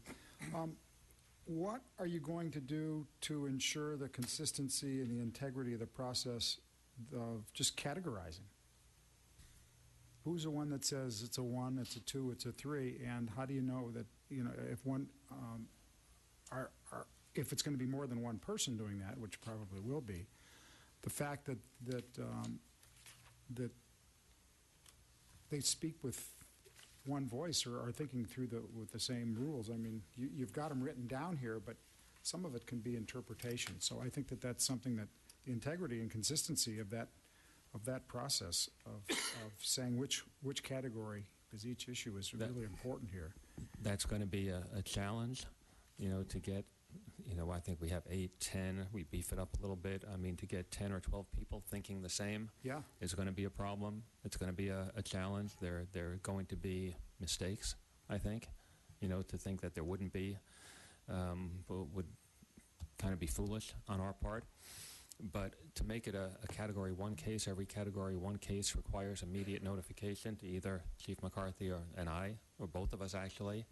And then So we get to look at them all immediately, and the Category 2s and 3s, well, they'll get assigned in the normal process, but they still get reviewed by a command officer assigned to Internal Affairs. And we have 2 captains assigned. So they're still going to get assigned or get reviewed when they're assigned, and the opportunity there will be to say, wait a minute, and to challenge the decision as far as what the priority level or the category is. So that will always exist. In the meantime, we have to train the people on classifications that do the initial reads and make those initial judgments, subject to, of course, our overruling them. I just wanted to add, I agree. Discretion is always an issue with any law enforcement official making judgments about anything. But what I liked about this is that I think it's, so the more rules that you have, the more guidelines that you have, it narrows. The hope is that it will narrow inconsistencies. We also have major case briefings, and during the briefings, similar to a crime briefing, we could decide if the case was really a Category 1 or Category 2. Sure. The other thing is we find reasons to respond. If there's a case that there's anything we believe we can do to help on the original intake, we respond quite often off duty to make sure that we give every case the attention it deserves. Good. Yeah. Okay. And is there a reasonable expectation, I hate to say the word, but I'm going to, that the process would be audited with some, in terms of the consistency of the point that Steve was making about, Commissioner Soboroff was making, about consistency? Would you probably go back and just see to the extent that they do end up in the right categories? Absolutely. And we will as well, Commissioner. I think because it's a pilot program in the year, I think there'll be some kinks that we'll both be sitting down often and talking about to try to make sure that we create the best system we can. And part of, I think, the thing that will make that a little bit easier, it'll be ongoing because, while we'll notify the Inspector General regarding every Category 1 case, we also have, as Chief McCarthy mentioned, our regular case briefings where really all the Category 2 cases are briefed by the different sections, and it's a 5-week cycle to get everybody through. But we have those conversations on a weekly basis, so the opportunity to identify a problem, we won't have to wait for 6 months to do that. It'll be weekly. Okay. Do we have a recommendation to approve the report and transmit it? Excuse me, Commissioner, we do have one public comment card. Okay. And after the public comment card, sir, we need to correct the language on the agenda, which I'll do after the public comment card. Okay. We have Mr. Jabbar Mohammed.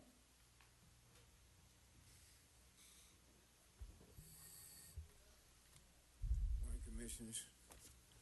Well, I thought I forgot this one. Bias policing has everything to do with the perpetrator. So whatever reports we may have, whatever the forms we may have, it's the mindset that we have to deal with.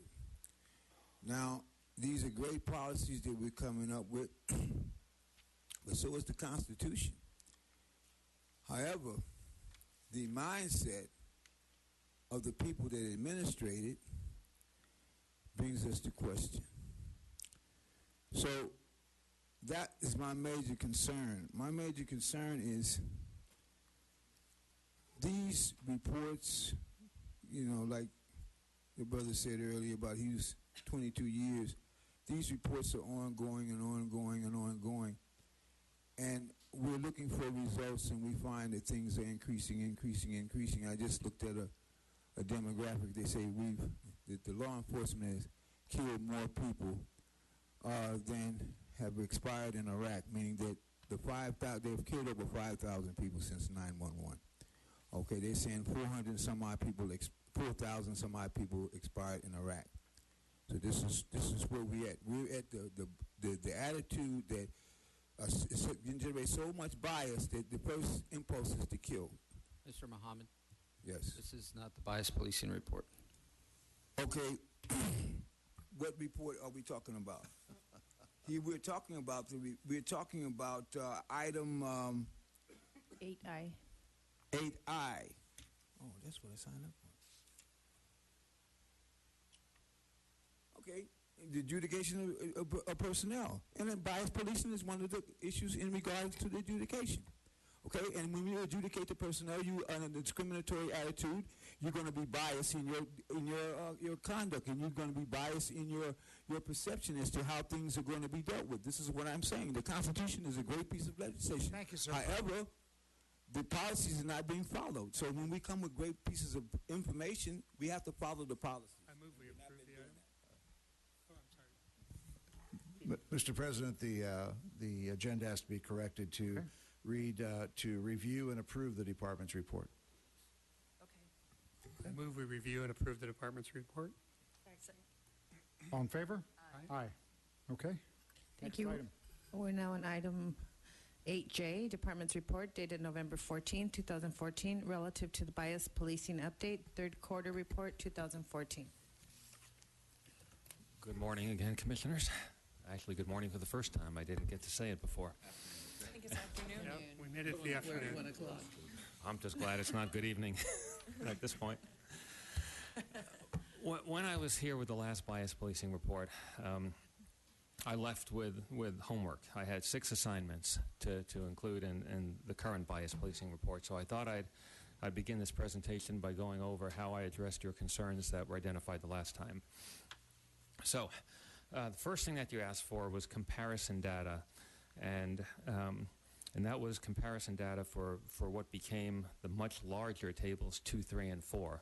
If you remember, tables 2, 3, and 4 in prior reports were really little snapshots that we were able to include in the report.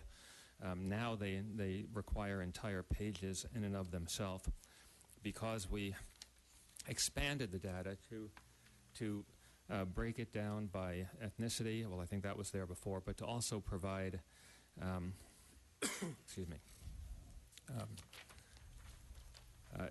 comparison data to 2014 year-to-date as well as 2013 data, breaking down an example in Table 2, the type of law enforcement contact or encounter that generated the bias policing complaint. Table 3, the discriminatory conduct that was actually alleged, and Table 4, the type of bias that was alleged. So that's all broken down now by ethnicity of the complainant, as well as comparison data for 2 years, or for a year and 3 quarters at this point.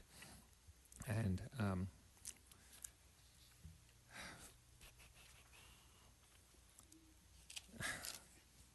okay, and let's see. You asked for the definitions of the adjudication classifications of sustained, unfounded, not resolved, and insufficient evidence to adjudicate. We provided those. Actually, you asked for information on the cases we provide to the Office of Operations. For example, this year we sent 7 to the Office of Operations. So those were 7 cases where, when I reviewed those complaints, I disagreed with the adjudication by the geographic area. We sent those to the Director of the Office of Operations, and Chief Pasinger made the ultimate or the final decision. On those, Chief Pasinger agreed with Internal Affairs, agreed with me in 6 out of the 7 cases. The 7th is actually pending still, or pending at the time of this report. And so that data, as the report indicates, 3 allegations that were that were chain of command recommended to be unfounded. Chief Pasinger agreed that not resolved was a more appropriate adjudication, and on 2 unfounded allegations, he agreed that insufficient evidence was the appropriate adjudication. So those complaints were changed accordingly. You asked for more information on bias policing mediation, wanted additional information regarding the percentage of cases that were offered versus accepted, and for those cases that were not mediated, why were they not mediated? So that information is on page 4 and 5 of this report. It shows that 65 complaints were initiated during this quarter. Of the bias policing complaints initiated, 30 of them were eligible for mediation, which is 46%. Of those 30, 19 were reassigned, and they were reassigned for the following reasons. And 6 of them, the officer, either one or if there were more than one officer, all it takes is one officer to decline, and that sends it back to be investigated. So 6 officers declined. In 13 of the cases, outreach was unsuccessful, meaning that we either couldn't contact the complainant again or the complainant declined to participate in the mediation program. And 11 are still in process at the end of the quarter, so we're still working on 11 of the 30 that were eligible. And also during the quarter, 4 were completed from a prior quarter, as far as mediation being completed. And the last information that you asked for, which is the one that's not in this report, and it will be in the next report because it's very time-consuming to actually break it down, and that was breaking down the accused officers by race, age, and tenure. That really requires a hand search of all of the complaints year to date, as well as we have to go back to the 2013 complaints in order to provide the comparison data. So that's just a very time-consuming process. And I hope to have that one, well, I'll promise to have that one in the fourth quarter report for you. So that was my homework. Thank you. That's what we did. I have one comment and one question. The comment was, thank you. This report is very different from prior reports.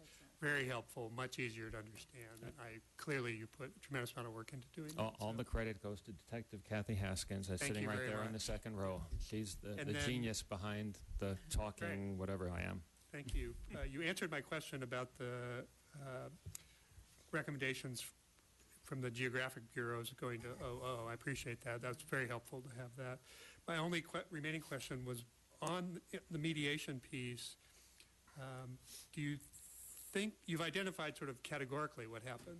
Yeah. Do you think over time, or maybe already, you're able to come up with reasons why people are declining, and if so, is that something you can improve on with the training, education, or not?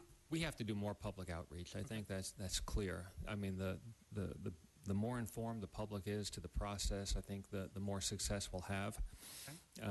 I think the challenges are, one, in contacting people. That's proven to be a challenge. But when we do contact them, you know, I think what we're finding is many people that are upset don't realize that, you know, they want to make a complaint and they want to have their say, and they think they want to be done. Yeah. And they don't want to come back. Right. And, you know, it takes time out of their days. I mean, people have things to do. People have jobs. And this is, you know, it requires more effort on their part. And that may be part of it. So we need to do a better job And the officers declining, do you have any sense of that? Well, you know, this is supported by the Protective League, and it is. I think it is. This is supported by the Protective League, but you know, we need to do a better job of conveying the positives of this as well. Commissioner Soboroff and I, we had lunch with an officer that works southeast, and who initially, you know, his story is really quite interesting, because when he was called up or emailed to participate in the program, he originally said no. And then he talked to his attorney, and his attorney told him he might want to reconsider. So he reconsidered, and he participated in the program. And, you know, he reports this was kind of a, you know, something that could be a career saver, you know, that it saved his career. That's great. It turned him from, you know, going down a direction that wouldn't have been the wisest direction to go down, and this kind of opened his eyes a little bit. So he's a supporter of the program, and you know, we're going to try and tap into him to try and convey that message to officers, you know, that this is a valuable thing. That's great. I really appreciate that. Thank you so much. It's a great report. Everything was helpful. Oh, you're welcome. Thank you. It was. I have one. I just have one last thing, and it's that I don't think there's anything that you can provide right now, but I do note that the complainants, in terms of the numbers of those who are stopped and complaining about either traffic or pedestrian, I mean, there are large numbers of African American males in that group. Now, recognizing the representation among those who are arrested, convicted, et cetera. I understand that, but I just want to continue to look at over the next few reports, because I think that when people go so far as to file an actual complaint, then I'm interested in seeing what the outcome of that was. Okay. Okay. Yeah. Thank you. You're welcome. Want to move approval of the report? Yeah, I move to approve item 8J. Is it 8J? Yes. Second. All in favor? Aye. Okay.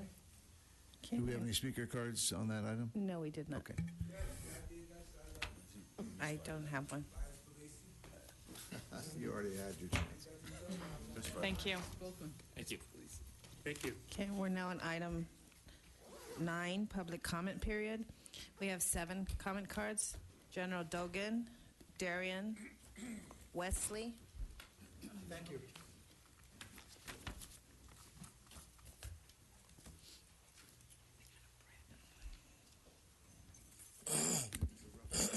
Good afternoon. I'm General Dogon, and I'm here with other members of the LA CAN Civil Rights Committee, which is a resident committee that meets weekly to discuss policies and practices relating to policing, public health, and social equality issues on Skid Row.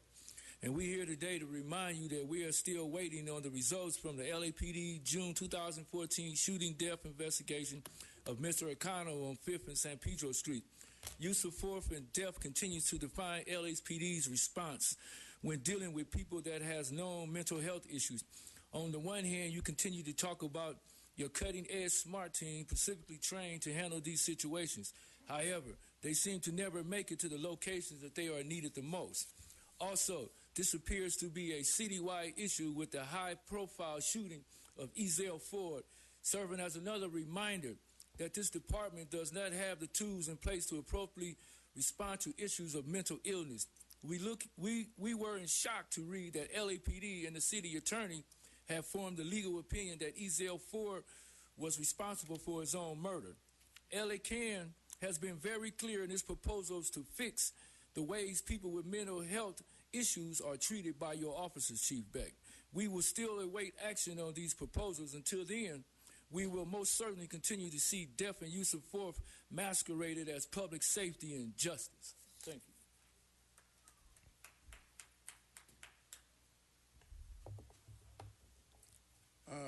Commissioners, Chief Beck, we know that tensions are very high within the LAPD now around what's happening in Ferguson.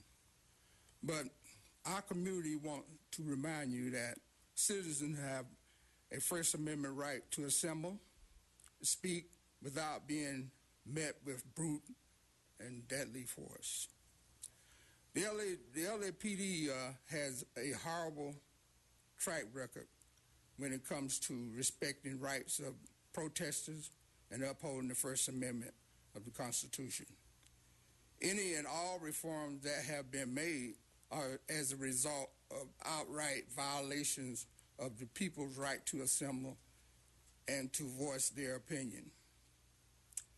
LA CAN know personally just how far the police like Lieutenant Shannon Paulson and many other within the department will go to silence community voices. And we also would like to hear about your plans once the Ferguson decision is released and what communities should expect.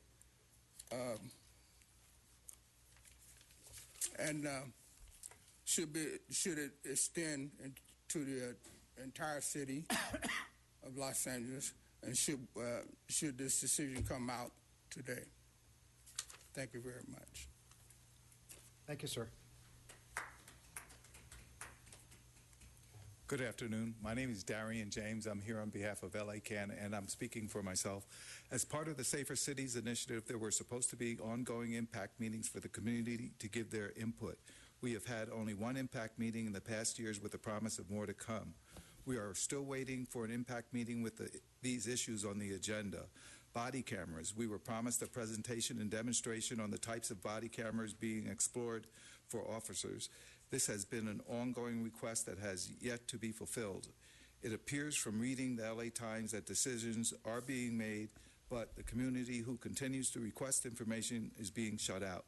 Warning tickets. We've met with Deputy Chief Paysinger, and if he's still here, congratulations on your promotion, and other command staff about the rollout of warning tickets for infractions. While we were not in agreement with the officers having this discretion, we felt that it could be a good step forward. We have yet to see this first step implemented in the community. And lastly, we were talking about the use of force.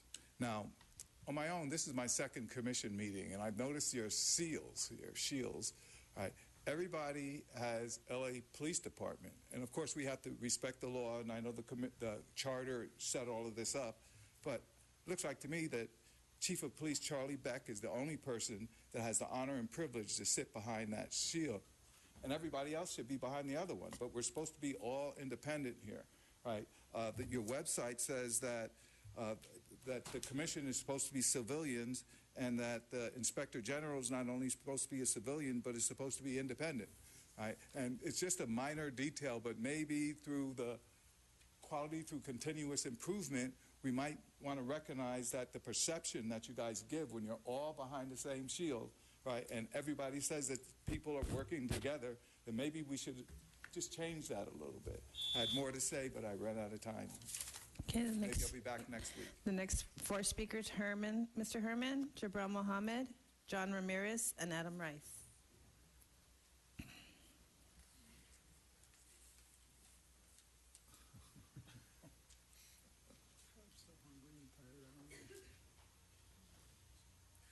Good late afternoon.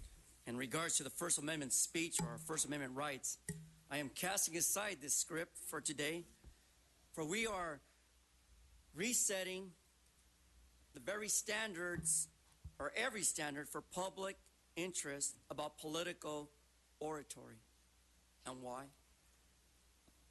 What, when, and where should this commission have been trying to match and hold the words that are ethically and politically correct on behalf of all its constituents? Power and immoral authority. For what commitment and performance? Is it just a showy way of saying I'm an administrator behind a badge? Or am I politically correct all the time and subject its constituents to be heard later on a different note and matter?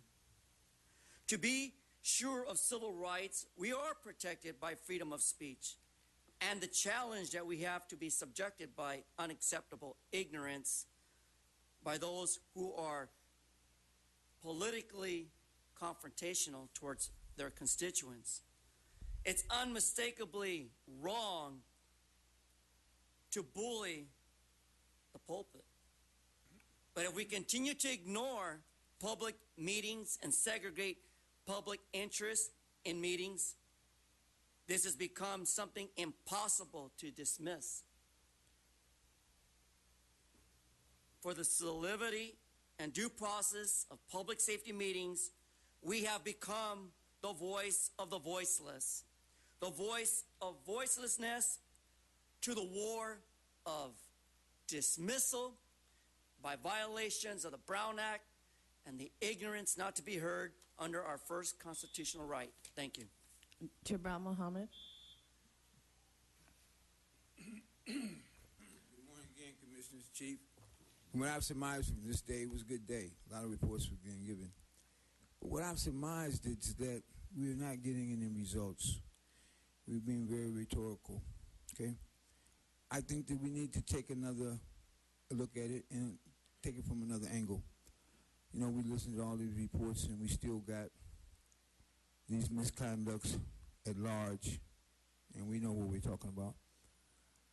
You know, it's imperative that the people with legitimate interests and with legitimate interests of the administration as well as the people.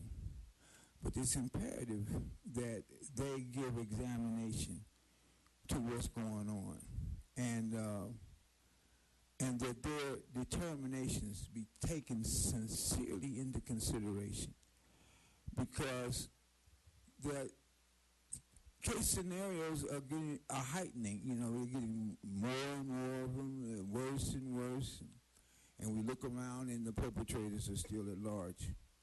So the people are without any sincere resolve if, in fact, they're being damaged by their taxpaying dollars and can't do anything about it. So until because they've given the opinion, they filed their complaints, they've said, this is my grievance, this is what we want resolved, yet it goes unaddressed primarily because there's no resolve. You know, there's no disciplinary action, and we're speaking in terms of discipline. There's no disciplinary action being taken against the perpetrators of crime against the community. And when they file the issues, it goes, neglected. So, as a member of the community, I'm really saying that we need to give a community review board the authority to review the board of commissioners. John Ramirez.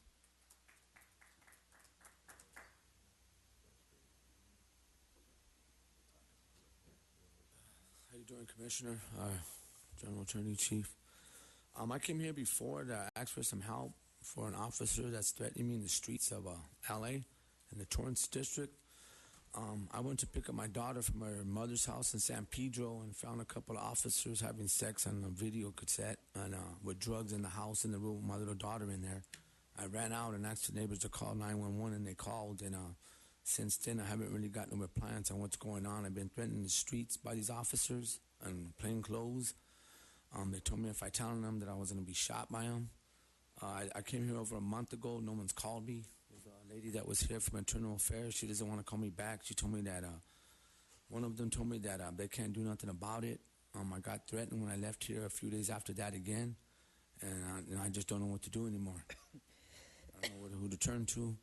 I tried to make a complaint in the Torrance District. They told me that they wouldn't file for me. I went to the judges in Torrance. They told me that they knew this officer, lieutenant, that they weren't going to do nothing because they knew who he was, and they just left it at that. So now I don't know who to turn to again. Thank you, sir. Adam Rice.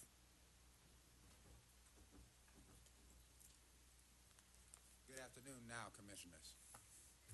I think the brother that was just up here really summed it up better than any of us could. He's afraid. So I guess perception is not reality. The perception that the LAPD would like to put out is we are the new LAPD. We're for the people. We're here to protect you, which is interesting because, as stated earlier, 57% of our budget is sucked into LAPD coffers. LAPD has its hands in everything all over the city, including $1 million a year to police Jordan Downs, Nickerson Gardens, Avalon Gardens, and Imperial Courts. Last time I checked, those were in Los Angeles. So $1 million for overtime for officers supposedly to be running public programs, community programs. Now, I hate to run it down, Chief Beck, because I'm sure you know this, but that's not your job. That's our job. Your job is to protect people. And unfortunately, speaking of perception versus reality, I know that y'all just approved funding for counterterrorism training about violent extremists, and we're gearing up for the verdict coming in from Ferguson. But what we failed to discuss, what the reality behind the perception is, you fear a response to the verdict in Ferguson because you created conditions similar on these streets right here, with the murder of Ezell Ford, with the murder of Brother Ocaño, with no accountability. Where's the report, Inspector? I mean, it's been nearly 8 months since we sat down and talked to you. Actually, you sent your lackey to us to talk to. We haven't heard anything. Yet again, we feel terrorized. The definition of terrorism is violence used to influence the public discourse or actions. Thank you. This is what the LAPD does. Thank you. Now, can we get a response from this board that is supposed to be civilian, that does not include... Thank you. We're now on item number 10. ...to terrorize us. We do have one public card for 10. We have Mr. Herman, and he's not present, so we will now recess into closed session to discuss item number 10A in accordance with Government Code 54957.